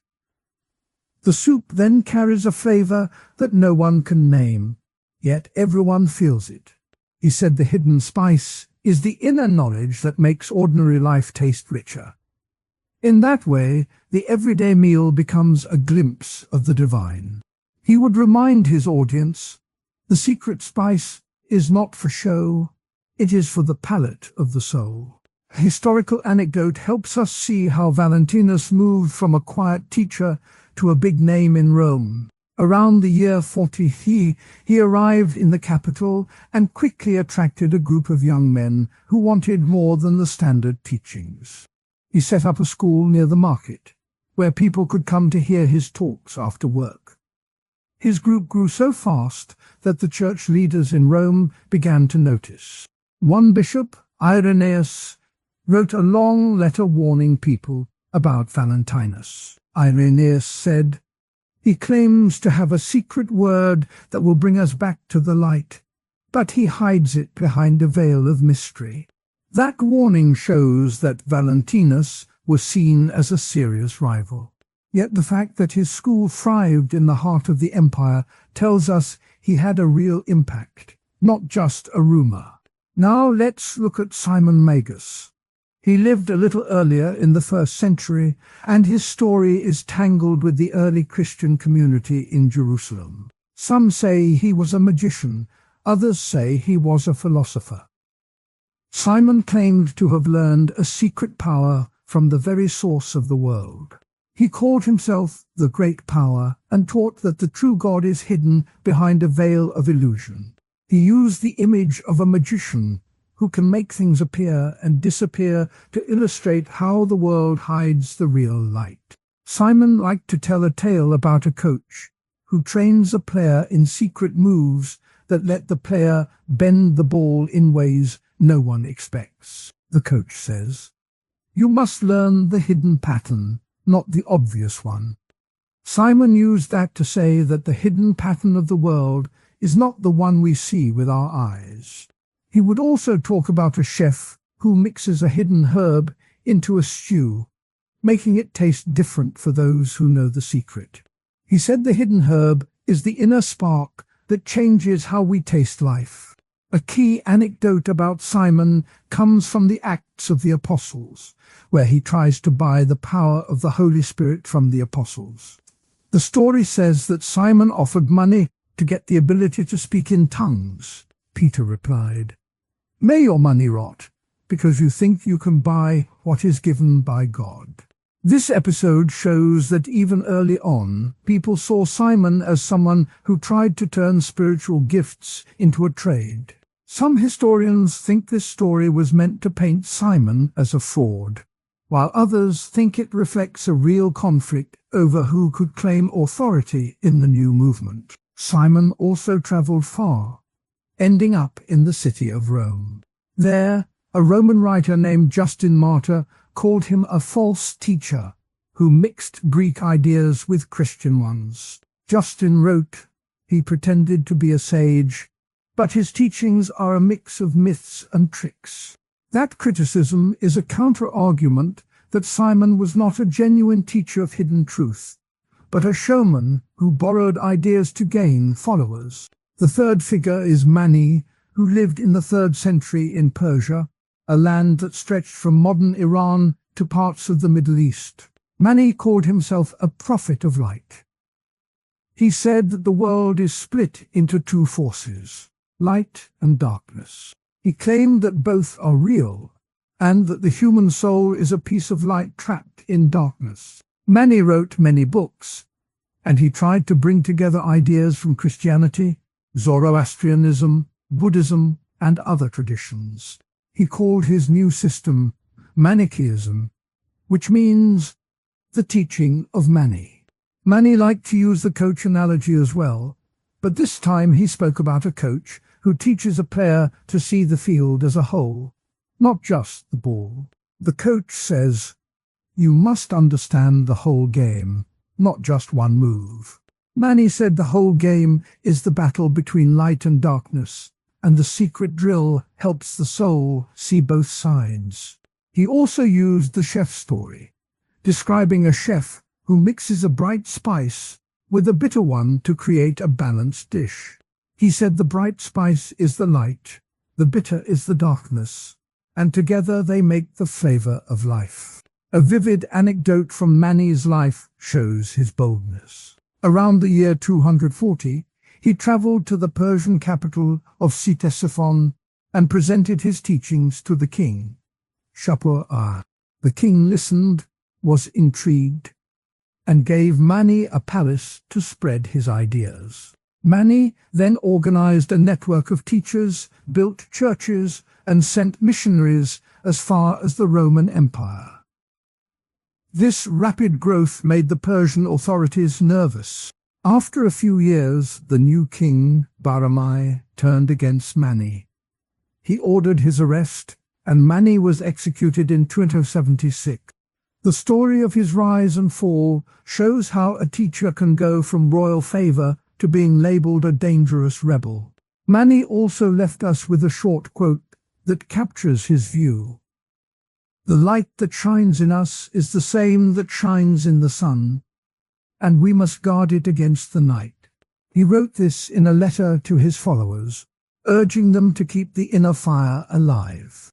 Now, let us look at the two big counter-arguments that scholars often raise about these three teachers. The first argument says that the stories about them are mythic inventions. Some modern scholars argue that the tales of secret drills, hidden spices, and dramatic rises are later additions meant to make the teachers seem more mysterious. They point out that many of the writings we have come from opponents who wanted to discredit them. For example, Irenaeus' description of Valentinus may have exaggerated his secret teachings to make him look dangerous. Likewise, the story of Simon trying to buy the Holy Spirit might be a polemic rather than a factual report. The argument goes that the real teachers may have been ordinary teachers who used simple ideas, and the legends grew over time. The second counter-argument says that these teachers were not just spiritual guides, but political agitators. In the Roman and Persian empires, any group that claimed a hidden truth could threaten the social order. Valentinus' school attracted many educated youths, and the Roman authorities worried that a new network could become a source of dissent. In Persia, Mani's fast spread and his claim to be a prophet made the state nervous, because the empire already had an official religion, Zoroastrianism, that linked the king to divine authority. Some historians argue that Mani's movement was as much about building a new social structure as it was about spiritual insight. The claim is that the teachings were used to rally people around a new identity, which could challenge existing power.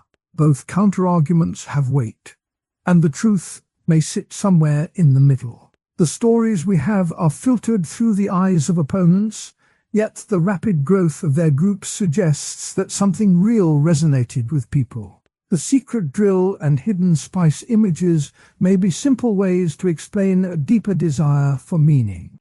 Let's bring these ideas back to the core beliefs we talked about earlier. Remember, we said Gnosticism sees the world as a veil that hides a bright source. Valentinus, Simon, and Mani each used a story to show how a person can lift that veil. Valentinus used the coach secret drill to say that the soul can train itself to see the light. Simon used the magician's hidden pattern to say that the world's illusion can be broken. Mani used the chef's balanced spice to say that the soul must keep both light and dark in mind to stay healthy. When we move forward to later sections on modern revivals, we will see that these same images keep showing up. Modern spiritual groups still talk about inner knowledge as a secret practice, and they often use everyday analogies like the coach or the chef to make the ideas feel close to home. The legacy of these three teachers lives on in that way. To give you a final picture, let's compare the three teachers side by side using the two analogies we have been repeating. Think of a soccer field. Valentinus is the coach who shows a hidden drill that helps the player see the whole field, not just the ball. Simon is the coach who teaches a trick that lets the player make the ball disappear for a moment, showing that the rules can be bent. Manny is the coach who teaches the player to balance offense and defense, reminding the player that both light and dark are part of the game. In the kitchen, Valentinus adds a secret spice that lifts the taste of a simple stew, Simon adds a hidden herb that changes the color of the broth, and Manny mixes bright and bitter flavors to create a dish that reminds the eater of both joy and sorrow. Now, let's hear a few more quotes that come straight from the early writings. From a Valentinian text we have, "The soul is a spark that fell from the light, and it seeks the fire that will bring it home." From the Acts of the Apostles, the story of Simon includes Peter's reply, "May your money rot, for you think you can buy what is given by God." From Manny's own letters we find, "The light in the heart is a lamp that no darkness can extinguish if we keep it fed." These short lines capture the heart of each teacher's message in plain words. In the end, whether they were mythic figures or political agitators, the three teachers gave us stories that still help us think about hidden truths. They used simple pictures, a coach's secret drill, a chef's hidden spice, to make a big idea feel personal. They faced opposition, they rose and fell, and their words traveled across continents. As we move to the next part of our journey, we will see how modern seekers pick up these old stories and reshape them for today's world. We will look at how people in the 21st century talk about inner light, secret practice, and spiritual awakening, and how those ideas echo the lessons from Valentinus, Simon, and Manny. So, as you sip your coffee, think of the coach who whispers a drill, the chef who adds a pinch of spice, and the teachers who tried to hand you a key to see beyond the surface. Their lives remind us that the search for hidden meaning is a story we keep telling, again and again, in new words, but with the same simple hope: to find a spark that can guide us home. When we sit down with a cup of coffee and talk about symbols, we are really talking about how we give meaning to the world around us. In Gnosticism, symbols are like tiny mirrors that reflect a deeper truth. The most common mirror is the contrast between light and dark. Light stands for knowledge, for the hidden spark that lives inside each of us. Dark stands for ignorance, for the veil that keeps us from seeing that spark. This simple picture shows up again and again in Gnostic writings. The Gospel of Thomas says, "When you see the light, you will see that you are the light. You will see that you are the light." The idea is that the spark is already there, but it is covered by a thick night. Another symbol is the hidden spark itself. Gnostics call it the divine spark. It is the piece of the true God that fell into the world and got trapped in a human body. The spark is hidden, like a tiny ember under a pile of ash. To find it, you need a special kind of knowledge called gnosis. The word gnosis just means knowledge, but it is a knowledge that changes how you live. In the Pistis Sophia, a later Gnostic text, the soul is described as a spark that needs to be lifted out of the material world. The text says, "The spark of the divine is in the heart, waiting for the light to awaken it." The third symbol we often see is the ladder of ascent. It is a picture of a ladder reaching up from the earth to the heavens. Each rung is a step of understanding. The higher you climb, the closer you get to the true God. The Ladder of Jacob, a Gnostic work, uses this image to show how the soul can rise. The ladder is not just a picture. It is a guide for how to live. You take one step at a time, learning, letting go of false ideas, and moving toward the light. These symbols are not locked inside ancient scrolls. They pop up in movies, in music, and even in the games we play. Think about a sunrise after a storm. The sky is dark and angry. The wind howls and rain beats against the window. Then the clouds part, and a thin line of gold appears. The light spreads, the world warms, and everything feels new. That moment is a perfect picture of the Gnostic light-dark contrast. The storm is the dark that hides the truth. The sunrise is the light that reveals the hidden spark. In the film The Matrix, the main character Neo is offered a red pill that will pull him out of the dark illusion and into the bright reality. The red pill is like a spark that awakens him, and the whole scene is a modern version of the ladder of ascent. Each choice Neo makes is a rung on his personal ladder. A second modern example is a person unlocking a new level in a video game. At first, the player is stuck in a simple world, with few tools and limited vision. As they collect items, solve puzzles, and defeat bosses, they move to a higher level. The new level is brighter, offers more view, and gives the player a sense of being closer to the goal. The game's level-up screen is a tiny flash of light that tells the player they have gained new knowledge. In Gnostic terms, the player has just found a spark inside themselves, and they have taken a step up the ladder. The game's story often hides a deeper message about waking up from a false reality, just like the Gnostic texts warn us about the archons, the forces that keep us in ignorance. These everyday moments show how Gnostic symbols keep living on. They are not stuck in dusty libraries. They are alive in the stories we tell ourselves, in the art we watch, and in the challenges we face. When we notice them, we can see a deeper pattern in life. The pattern says that we all have a light inside, that we can move from darkness to light, and that we can climb a ladder toward something greater. Now let's look at the origins of these symbols. The earliest Gnostic groups, like the Scythians, wrote about the serpent in a very different way than the mainstream Christian church. In the Scythian text, the Apocryphon of John, the serpent is not a monster, but a bringer of knowledge. The serpent whispers the secret name of the true God to Adam and Eve. This act is seen as a gift, a spark that starts the journey toward light. The serpent is a symbol of hidden wisdom, a guide that helps the soul see beyond the garden's walls. The idea that a serpent can be a teacher comes from older myths, but the Gnostics gave it a special twist.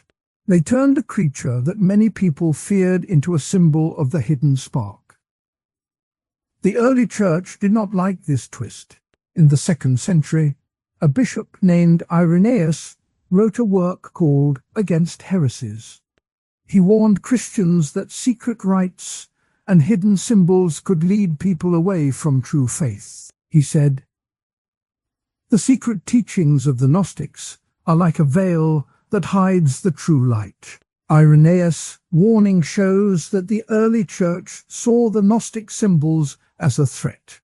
The church wanted to keep the symbols simple, like the cross, and to keep the message clear. The clash over the serpent shows how symbols can become battlegrounds for ideas. Key thinkers in the Gnostic tradition also used these symbols in different ways. Valentinus, a major Gnostic teacher of the 2nd century, talked about the pleroma, the fullness of the divine realm. He described the pleroma as a bright sphere filled with light. The soul's journey was to return to that sphere, climbing the ladder of ascent. Later, a thinker named Basilides added a more complex map of levels, but he still kept the ladder idea. In the modern era, scholars like Hans Jonas have taken the Gnostic symbols and linked them to modern existential concerns. Jonas wrote, "The Gnostic image of the light hidden in darkness speaks to our modern feeling of alienation. By bringing the old symbols into modern thought, Jonas showed that the symbols still have power. There are also arguments that these symbols are not unique to Gnosticism. Some scholars say that light and dark, ladders, and hidden sparks appear in many cultures. They point to the Hindu story of the lamp of knowledge, or the Buddhist image of the lotus rising from mud. The claim is that these are universal symbols that any human can understand, not something that belongs only to Gnostics. This argument is strong because it reminds us that humans often use the same pictures to talk about similar experiences. It also warns us not to claim ownership of a symbol that many people share. A second counterargument says that when we see these symbols in movies or games, we are losing their original depth. The modern use can turn a profound spiritual picture into a cheap visual trick. For example, a director might use a sunrise just to look pretty, without thinking about the hidden spark idea. Critics say that this dilutes the meaning and turns a sacred sign into a pop culture cliché. The worry is that people will think they have found the spark just because they watched a cool scene, without doing the inner work that Gnostics demanded. Both counterarguments have merit. The first reminds us that symbols travel across time and space. The second reminds us to keep the depth of a symbol alive. When we watch a sunrise, we can enjoy the beauty and also ask ourselves if we are seeing a chance to awaken a hidden spark inside. When we play a video game, we can enjoy the fun and also think about whether each level is a step toward a higher understanding. The key is to stay aware, to keep the symbol alive in our mind, not just in the screen. Real-world applications of these symbols can be simple but powerful. In a daily routine, you might start your day with a few minutes of quiet breathing. The darkness of the night is still there, but the first light of morning is coming. As you breathe, you can picture a tiny spark growing brighter with each breath. This small practice turns a regular habit into a symbolic ascent. Another example is a person who reads a book about personal growth. Each chapter can be seen as a rung on a ladder. When the reader finishes the book, they have climbed a step, gaining a new view of themselves. The act of reading becomes a symbolic climb toward light. Modern interpretations often blend the old symbols with new ideas. Some contemporary spiritual groups talk about inner light as a way to describe mental health. They say that when you feel depressed, you are in a dark place, and therapy is a way to bring the light back. In this sense, the Gnostic spark becomes a metaphor for psychological well-being. Others use the ladder image in leadership training. They call a career path a ladder, but they add that each rung should be taken with integrity and self-knowledge, echoing the Gnostic call for inner awakening. Let's look at an analogy that can help us see the symbols in a fresh way. Imagine a garden with many plants. Some plants grow in the shade, some in the sun. The hidden spark is like a seed that lies under the soil. It needs the right amount of water, light, and care to sprout. The dark soil is the ignorance that covers the seed. When the seed finally pushes through, it becomes a small green shoot that reaches for the sun. The ladder of ascent is the stem that grows taller and taller, reaching the sky. Each leaf that opens is a new piece of knowledge. In this garden, The sunrise after a storm is the moment when the clouds part and the sun shines on the sprouting plant, giving it the energy to grow. The video game level up is like a gardener adding a new tool that makes the work easier, allowing the plant to reach higher. This garden picture keeps the symbols grounded in something we can see and touch. Now, let's revisit the historical anecdotes. The first one is the use of the serpent in the Sethian texts. In the Three Tales of Seth, the serpent is described as the wise one who brings the secret name of the hidden god. This description flips the usual story where the serpent is a deceiver. The Sethians saw the serpent as a teacher that helps humanity see beyond the false world. This view caused a lot of controversy because the mainstream Christian writers called the serpent a liar. The debate over the serpent shows how a single symbol can carry very different meanings depending on who holds it. The second anecdote comes from the early church's warning against secret rites. In the late 2nd century, the church father Hippolytus wrote a treatise called Refutation of All Heresies. He warned that the Gnostics held secret ceremonies that involved special symbols and hidden words. He said, "Those who practice secret rites are like those who walk in the dark, thinking they hold a lamp." Hippolytus' warning was meant to keep ordinary believers from being drawn into secret groups. It also shows that the early church recognized the power of symbols to draw people in. The warning itself became a symbol of the church's effort to keep the light pure and public. These anecdotes tie back to the sections we covered earlier on Gnostic texts and modern impact. When we read the Apocryphon of John, we see the serpent as a key figure. When we read the early church fathers, we see the tension over secret symbols. This tension is still present today when we discuss whether modern movies are honoring the depth of the symbols or just using them for effect. The same conversation about secret rites can be heard when people debate whether a video game, see Unlock, mechanic respects the idea of a true ascent or just sells a quick reward. Let's just bring in a quote from a primary Gnostic source to close this part. In the Gospel of Philip, the author writes, "The light that shines within you is the spark of the divine. Guard it as you would a precious flame." This line reminds us that the spark is something we must protect. It is not a one-time event, but an ongoing care. When we think of a sunrise after a storm, we can see the light as a reminder to guard our inner flame. When we think of a video game level, we can see the need to keep the spark alive as we move forward. To wrap up, the symbols of light and dark, the hidden spark, and the ladder of ascent are more than ancient pictures. They are tools that help us see our own path. They appear in the sky, in stories, in games, and in daily habits. They have been used by early Gnostics, challenged by church fathers, and reimagined by modern thinkers. Some argue that the symbols are universal, and that modern uses may water down their meaning.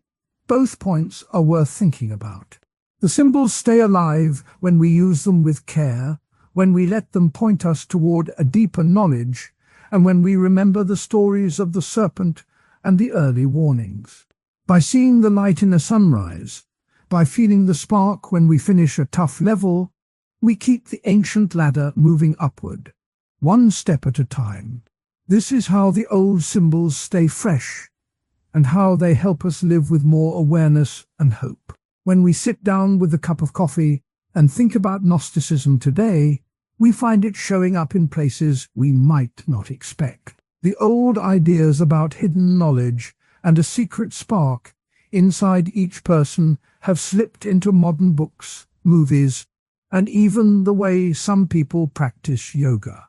In this part, we will look at how those ideas have been revived, who has helped bring them back, and why some people push back against the new versions. First, Let us remember that Gnosticism began a long time ago, in the first few centuries of the Common Era. The early Gnostics believed that the world we see is not the true home of the soul. They thought a higher realm of light exists beyond the ordinary world. They also thought that a special kind of knowledge, a gnosis, can free the soul from the trap of the material world. Those early ideas are what we see echoed in modern culture. One of the most important modern thinkers to bring Gnostic ideas into psychology was Carl Jung. Jung was a Swiss psychiatrist who wrote a lot about the unconscious mind. He saw the unconscious as a deep well of symbols and images that can guide us toward wholeness. He often quoted Gnostic texts. In a letter to a friend he wrote, "The meeting of the conscious and the unconscious is the only way to become whole." He also said, "The kingdom is within you," borrowing a line from a Gnostic gospel. Jung used these words to show that the inner light the Gnostics talked about could be understood as a psychological process of integration. Jung's ideas did not stay only in academic journals. They spread to writers, artists, and later to people who called themselves New Age seekers. The Theosophical Society, founded in the late 1800s by Helena Blavatsky and others, also took up Gnostic themes. The Theosophists talked about hidden masters, secret teachings, and a hidden reality behind the surface of life. They mixed ideas from Hinduism, Buddhism, and ancient Western mystery traditions. Their magazines often printed short translations of Gnostic sayings, and they encouraged members to look for the inner spark that could guide them to higher truth. A key moment in the modern revival came in 1913 when a scholar named James M. Robinson edited and published a volume called The Gnostic Bible. This book gathered many of the ancient Gnostic writings that had been hidden in the Nag Hammadi library and other sources. Before this publication, most people in the West had only heard about Gnosticism from the writings of early church fathers who condemned it.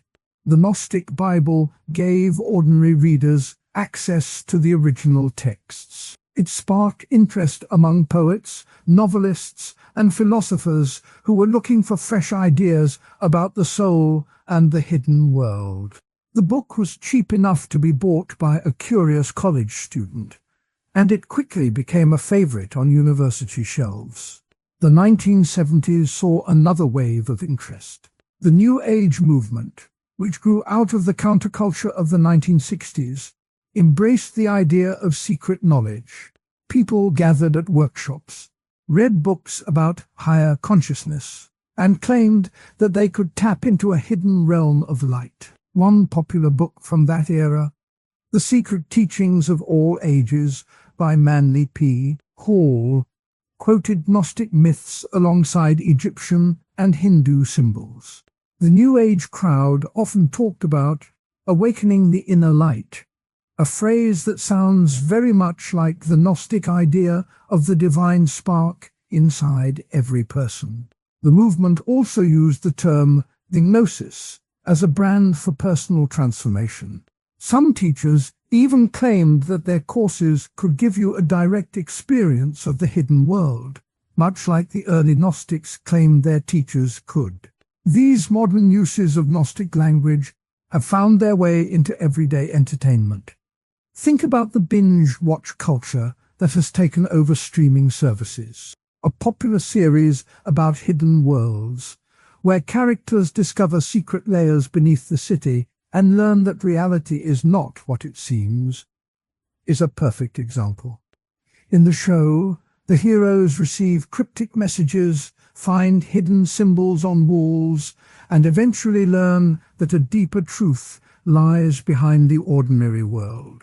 The plot mirrors the Gnostic story of a seeker who discovers a hidden realm and learns that the world they thought was real is only a shadow. When viewers talk about the series on social media, they often use phrases like awakening and seeing the truth, echoing Gnostic language without even knowing the source. Another everyday setting where Gnostic ideas appear is a yoga class that talks about inner light.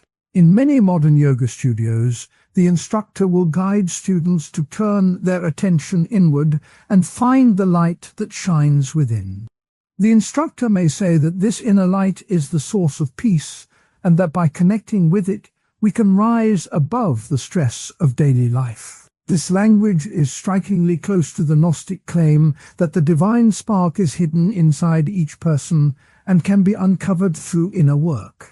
When a student feels a sense of calm after the practice, they may describe it as tapping into a deeper truth, which is a modern echo of the ancient Gnostic experience. These examples show how Gnostic ideas have been woven into popular culture.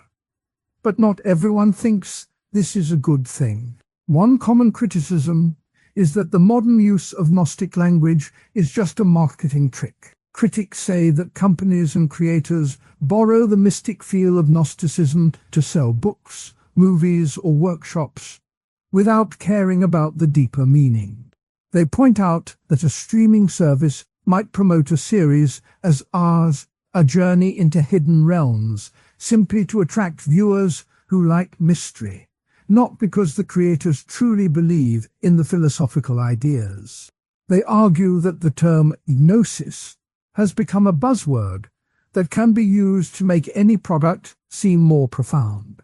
A second counter-argument comes from scholars who study the original Gnostic texts. They argue that modern adaptations often ignore the ethical core of Gnosticism. The early Gnostics were not just about escaping the material world. They also taught that the false creator, called the Demiurge, was responsible for suffering, and that the true path required compassion and a sense of responsibility toward others. Modern versions, by focusing only on personal enlightenment or secret knowledge, can miss this moral dimension. Some say that the new versions turn the Gnostic quest into a selfish pursuit of personal power, rather than a call to help others see the light as well.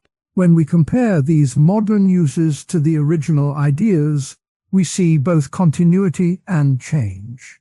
In the symbolism section, we talked about the image of the light hidden in darkness.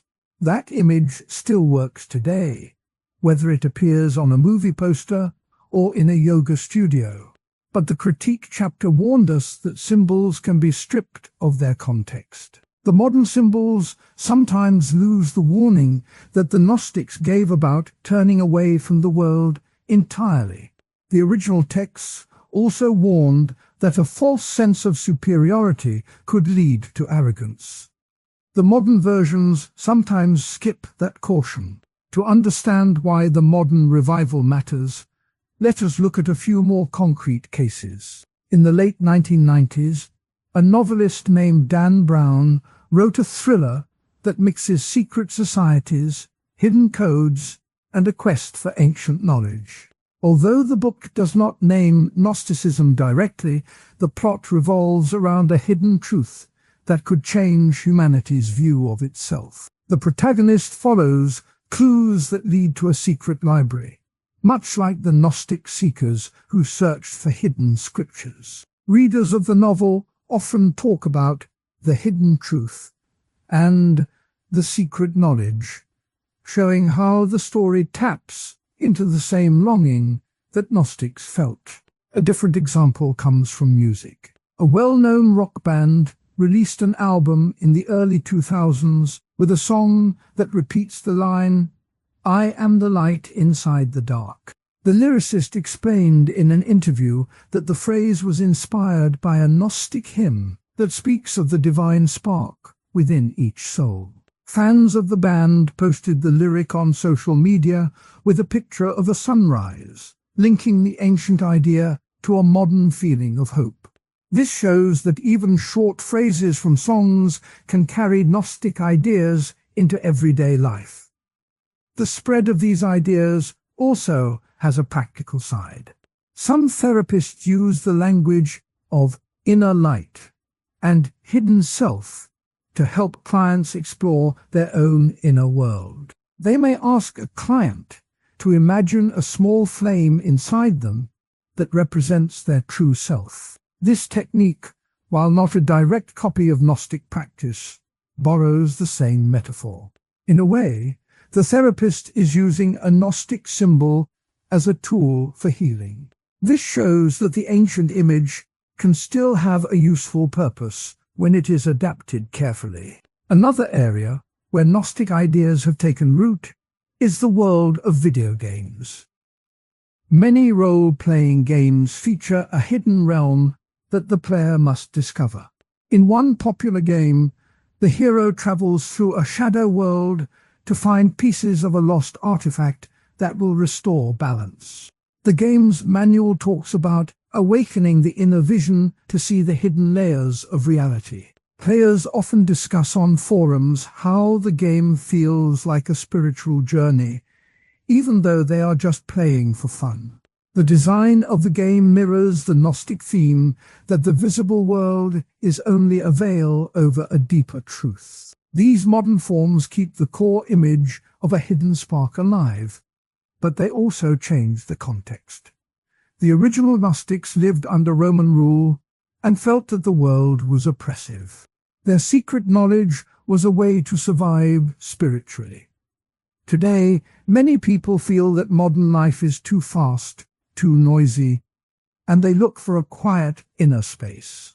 The Gnostic image of a hidden light offers a way to imagine a calm center amidst the chaos. That is why the idea keeps appearing in yoga studios, in movies, and in self-help books. Let us return to the two historical anecdotes that help us see the path of this revival. The first is the 1913 publication of the Gnostic Bible. Before that book, most people only knew about Gnosticism from the writings of early church fathers who called it a heresy. When Robinson compiled the original Gnostic texts, he gave a new generation a chance to read the words of the ancient seekers. The book was praised by literary figures like T.S. Eliot, who wrote that the Gnostic poems speak of a yearning that never dies. The availability of the texts sparked a wave of translations, and soon the ideas were being discussed in university courses and literary circles. This moment can be seen as the first modern spark that lit the way for later popular uses. The second anecdote is the surge of New Age interest in the 1970s. During that decade, many people left traditional churches and searched for personal spiritual paths. Workshops on higher consciousness popped up in community centers, and books on secret wisdom became bestsellers. One famous workshop leader, a man named Michael Harner, taught a practice he called shamanic journeying, which he described as a way to enter a hidden world of spirits. He borrowed the Gnostic idea that there is a realm beyond the ordinary, and that the seeker can travel there with the right knowledge. The New Age scene turned these ideas into a marketable product, selling tapes, seminars, and retreats. The movement helped spread Gnostic language to a wider audience. But it also sparked the criticism that we mentioned earlier, that the ideas were being turned into a commodity. When we look at the modern revival, we also see connections to other thinkers. The French philosopher Henri Bergson wrote about intuition as a way to grasp the flow of time beyond the rational mind. His ideas about intuition echo the Gnostic claim that true knowledge comes from a direct inner experience, not from logical analysis alone. In the same way, the contemporary philosopher Ken Wilber talks about integral consciousness, which tries to bring together science, spirituality, and personal growth. Wilber often mentions Gnostic themes when he talks about the hidden layers of reality. By linking Gnosticism to these modern thinkers, we see that the ancient ideas still have a place in current philosophical conversations. The modern cultural impact also shows up in visual art. In the early 2000s, a street artist began painting murals of an eye surrounded by a circle of light. The artist said the image represented the inner spark that watches over us. The eye is a classic Gnostic symbol for the divine presence that sees through the veil of the world. The murals appeared in city neighborhoods, and passers-by would stop to take photos. The image spread on social media, and many people started to use it as a symbol for personal awakening. This is another example of how a Gnostic symbol can travel from ancient manuscript to modern wall art. Even in academic circles, Gnostic ideas have been re-examined. A recent study in a psychology journal explored how the concept of inner light can affect resilience. The researchers gave participants a short meditation that asked them to picture a small light inside them. After a week, the participants reported feeling more hopeful and less stressed. The authors cited Gnostic texts as a historical source for the metaphor. This shows that the ancient image can still have a measurable effect when it is used in a modern research setting. All these examples point to a pattern. The old Gnostic story of a hidden truth and a secret spark is being retold in many forms. It appears in movies, music, books, yoga, video games, art, and even scientific research. The story is appealing because it offers a promise that there is more to life than what we see. It also gives a simple image, a light inside darkness, that people can easily understand and use. However, the counter-arguments remind us to stay critical. When we see a marketing campaign that uses Gnostic language, we should ask whether the campaign respects the deeper message. Does it only use the word gnosis to sound mysterious? Or does it also encourage a sense of responsibility toward others? When a yoga teacher talks about inner light, do they also speak about compassion, humility, and the need to help others see the light? These questions help us keep the original ethical core of Gnosticism in view. In the critique chapter, we noted that symbols can be stripped of their moral content. The modern revival sometimes leaves out the warning that the false creator, the Demiurge, is not just a myth, but a symbol for the forces that keep us trapped in selfishness and ignorance. The original Gnostics warned that knowing the truth without love could lead to pride. When we adapt the ideas for a modern audience, we should try to keep that warning alive. We can do this by pairing the image of inner light with a call to act kindly, to share knowledge, and to support the community.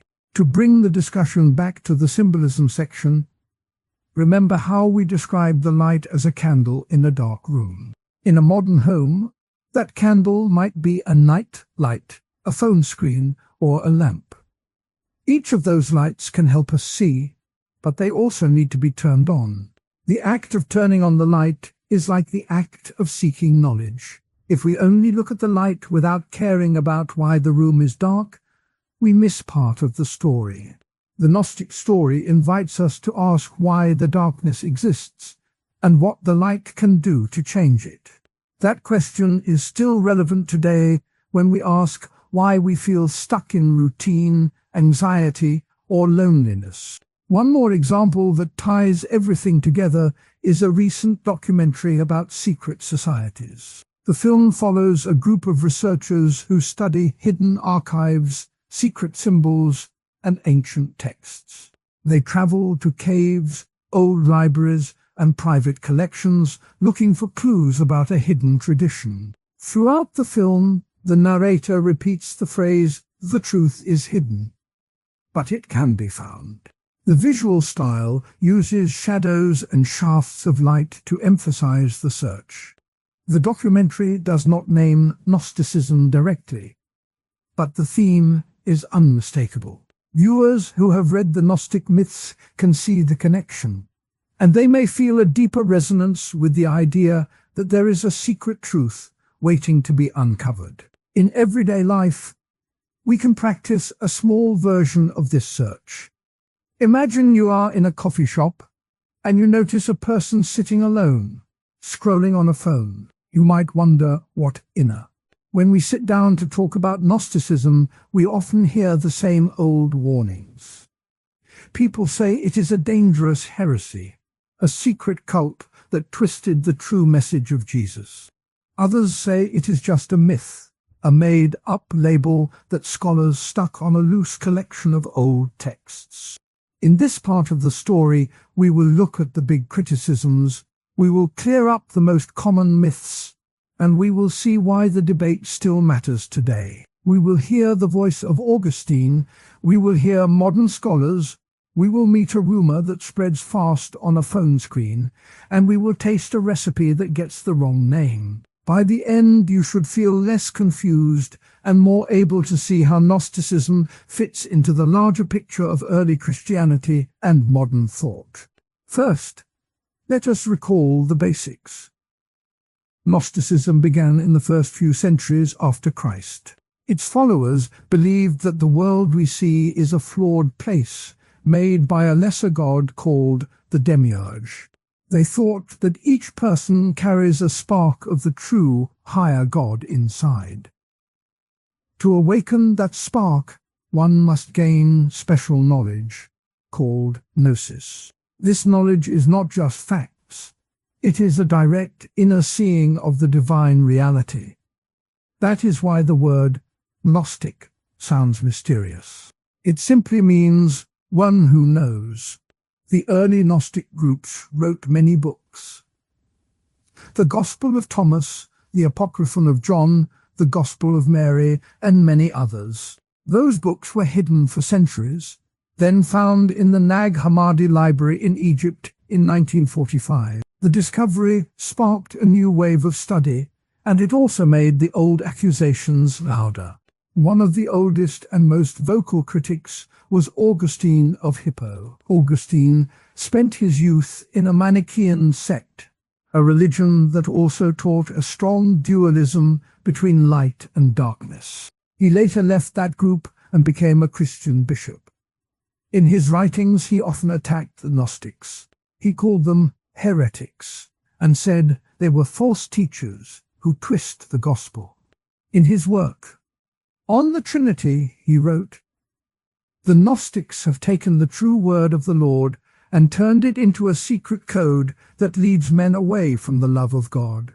He also warned that Gnostic ideas could lure believers into a lonely, elitist path that denied the goodness of the world. Augustine's criticism was not just theological, it was personal. He had lived in a dualistic system himself, and he saw the Gnostic view of the world as a dangerous echo of his own past mistake. Centuries later, modern scholars have taken up a similar tone. Some call the label heretical a useful shorthand, even if it is not perfect. The German scholar Hans Jonas, writing in the 1950s, said that Gnosticism represents a radical rejection of the created world and therefore stands in opposition to the core of Christian belief. More recently, the classicist Elaine Pagels has written that the term heretical was used by early church leaders to keep the new movement in check. She says, when the church called Gnosticism heresy, it was as much about power as about doctrine. Both Augustine and these modern voices share a concern that Gnosticism threatens the unity of the Christian message and the moral outlook of the community. These criticisms have created a strong myth in popular culture.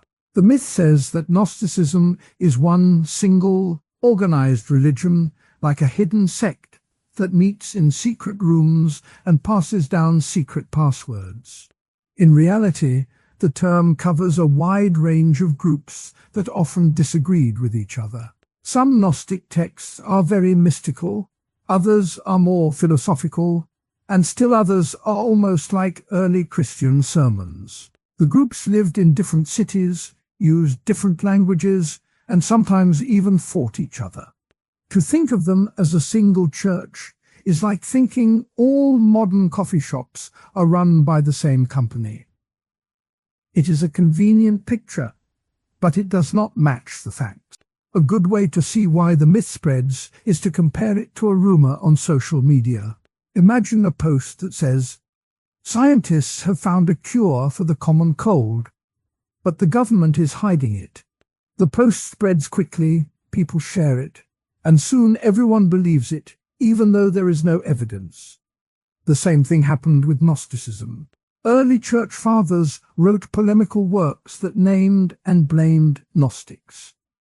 Those works were copied and read for centuries. Later scholars, reading those polemics, sometimes took the accusations at face value. The result is a rumor that Gnosticism is a single, monolithic cult. Like the social media rumor, the idea spreads because it is easy to repeat and because it fits a simple story. Another everyday example is a recipe that gets misattributed. Think of a popular dish called Grandma's Secret Chocolate Cake. A friend posts the recipe online, but the original author was actually a professional baker who posted it years earlier. The recipe spreads, and people start to believe it came from the friend's grandmother. Over time, the true source is lost. In the same way, many Gnostic texts were copied and recopied, sometimes without clear attribution. Some scholars once thought a text called the Apocryphon of John was written by a single teacher.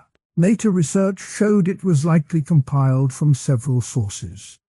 The misattribution makes it harder to see the real diversity behind the name.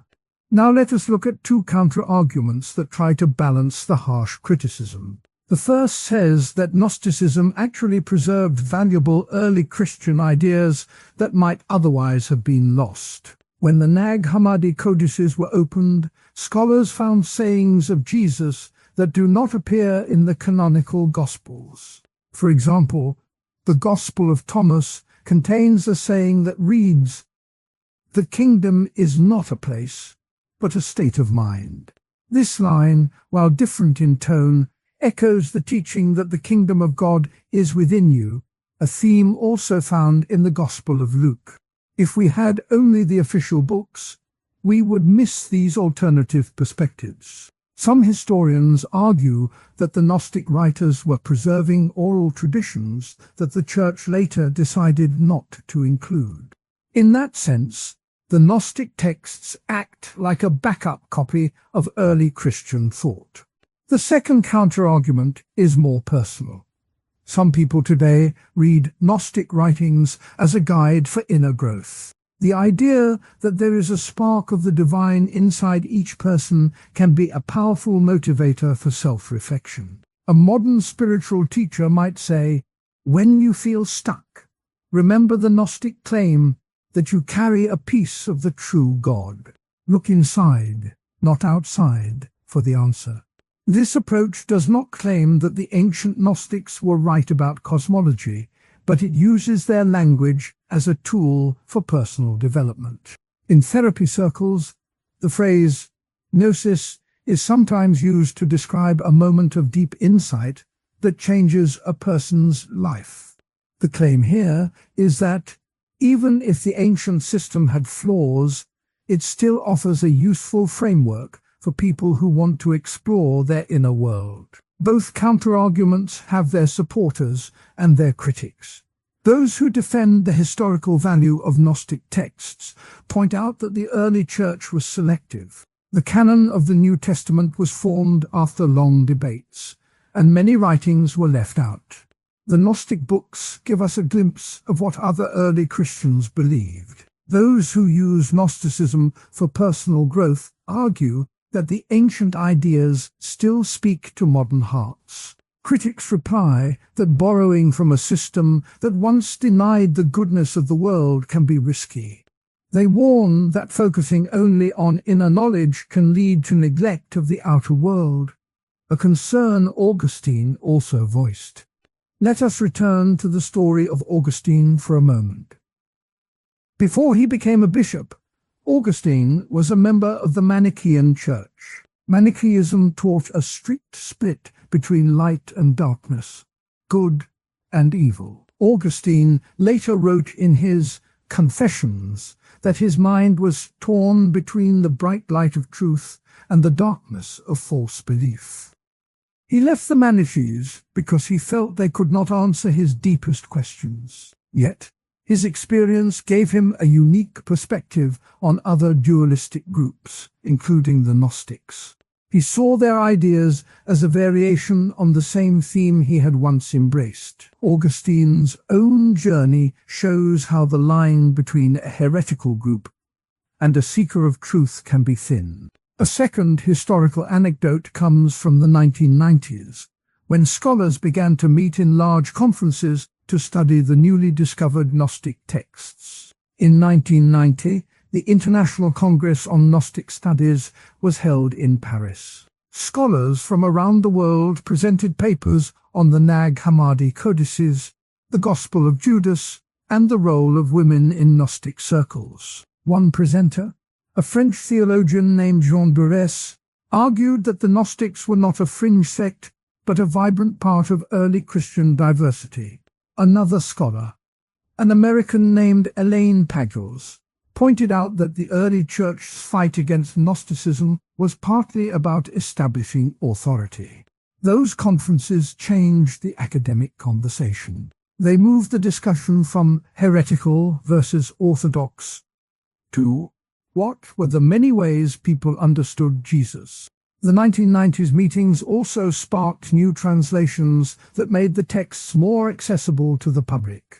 In this way, the modern re-examination of Gnosticism shows that the story is still evolving. When we link back to the origins we discussed earlier, we see that the Gnostic view of a hidden divine spark fits with the early Christian idea that salvation is a gift from God.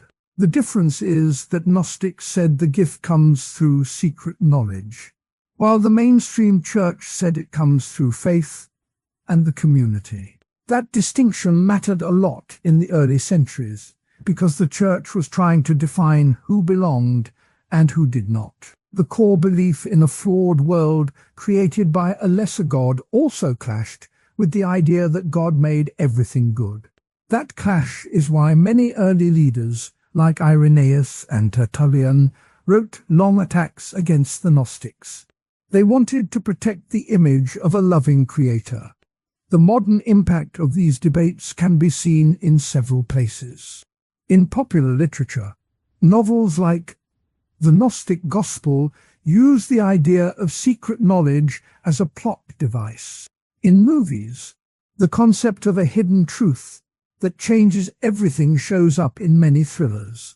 In the world of spirituality, groups that call themselves modern Gnostics meet online to discuss the ancient texts. They often blend the old sayings with contemporary ideas about psychology and self-help. Even some Christian denominations have taken a softer view, saying that the Gnostic texts can be read as allegories rather than literal doctrine.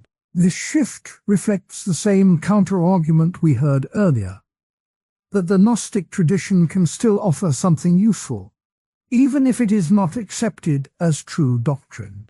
Let us now examine the major criticisms one by one with quotes and clear explanations. Augustine's criticism is perhaps the most famous. He wrote, "The Gnostics have turned the gospel into a puzzle that only a few can solve, and in doing so they separate themselves from the love of the whole church." He feared that the secretive nature of gnosis would create a spiritual elite, a small group that thought it was better than the rest. He also worried that the Gnostic claim that the material world is evil would lead believers to ignore the poor, the sick, and the needy. For Augustine, caring for the world was a core part of Christian life, and any belief that devalued the world was dangerous. Another early critic, Irenaeus of Lyons, wrote a work called Against Heresies. In it he described the Gnostic system as a web of lies that tried to replace the simple story of Christ's death and resurrection. He said, "They take the true words of the Lord and twist them into a story that serves their own desires." Irenaeus also listed many Gnostic teachers and pointed out contradictions among them, showing that they were not a single organized group. His goal was to protect the faithful from what he saw as a dangerous deception. Modern scholars have added new layers to the criticism. The historian Kurt Rudolph, in his book, Gnosis, The Nature and History of Gnosticism, wrote that the term Gnosticism itself is a modern invention that lumps together very different movements. He argued that calling all of them heretical flattens the complexity and does a disservice to history. Yet he also noted that many of the ideas found in Gnostic texts, such as the denial of the material world, are at odds with mainstream Christian thought. He said, "When we speak of Gnosticism as heresy, we are echoing the language of the early church, but we must also recognize that the label hides more than it reveals." This double-edged view shows why the debate continues. A contemporary scholar, Karen L. King, who edited the Nag Hammadi scriptures, points out that the Gnostic texts were part of a broader religious conversation in the ancient Mediterranean. She says, "These writings show us that early Christians were not a monolith. They were wrestling with big questions about God, the world, and the meaning of Jesus." King's work helps us see that the Gnostics were not just rebels, but participants in a vibrant dialogue. That perspective softens the harsh label of heretical and invites us to ask what we can learn from their questions. The two counter-arguments we mentioned earlier can be illustrated with concrete examples. The first example is the preservation of the Gospel of Thomas. This Gospel contains 114 sayings of Jesus, many of which are similar to those in the canonical Gospels. But some are unique. One saying reads, "If your leaders say to you, 'Look, the kingdom is in heaven,' then the birds of the sky will outrun you." This vivid image invites readers to think about the kingdom as something present, not a distant place. Scholars who study the Gospel of Thomas say that it gives us a different angle on Jesus' teaching style, one that emphasizes personal insight over institutional authority. Without the Gnostic text, this angle would be lost. The second example is the modern use of Gnostic ideas in mindfulness practice. A teacher named Tara Brach often talks about seeing through the veil of illusion and finding the light within. While she does not call herself a Gnostic, the language mirrors the ancient claim that a hidden spark of the divine waits to be uncovered. People who practice this form of meditation report feeling more centered and compassionate. In this way, the ancient idea of gnosis becomes a tool for mental health, even if the original cosmology is set aside. This shows how a belief system can be repurposed for personal growth. Now, let us address the myth that Gnosticism is a single unified religion. The reality is more like a marketplace of ideas. In the first centuries, many teachers traveled along trade routes, sharing stories and teachings. Some set up small schools, others wrote letters, and still others composed poetry. The texts we have were found in different languages: Coptic, Greek, Syriac, showing that they were used in different cultural settings. One group, the Scythians, claimed to follow the teachings of the biblical figure Seth, the third son of Adam. Another group, the Valentinians, traced their ideas to the teacher Valentinus, who taught a more elaborate system of divine emanations. Yet another group, the Basilidians, followed Basilides and emphasized a secret knowledge that could only be given by a select few. Each of these groups had its own myths, its own rituals, and its own leaders. They sometimes borrowed from each other, but they also argued about who had the true version of gnosis. To call them all one church would be like calling all jazz musicians a single band. The rumor-spreading example helps us see why the myth persists. When someone hears the word Gnostic, they often think of a secret society with hidden rituals. That image is easy to repeat, just like a catchy meme. The reality, however, is more messy and less dramatic. The same goes for the misattributed recipe. When a popular cookbook lists Gnostic bread as a special kind of sourdough, it creates a false link between the ancient texts and a modern dish. The name sticks, and people begin to think that the Gnostics had a special culinary tradition, even though there is no evidence for that. These simple mix-ups show how easy it is for ideas to become distorted over time. What do we gain by clearing up these misunderstandings? First, we get a clearer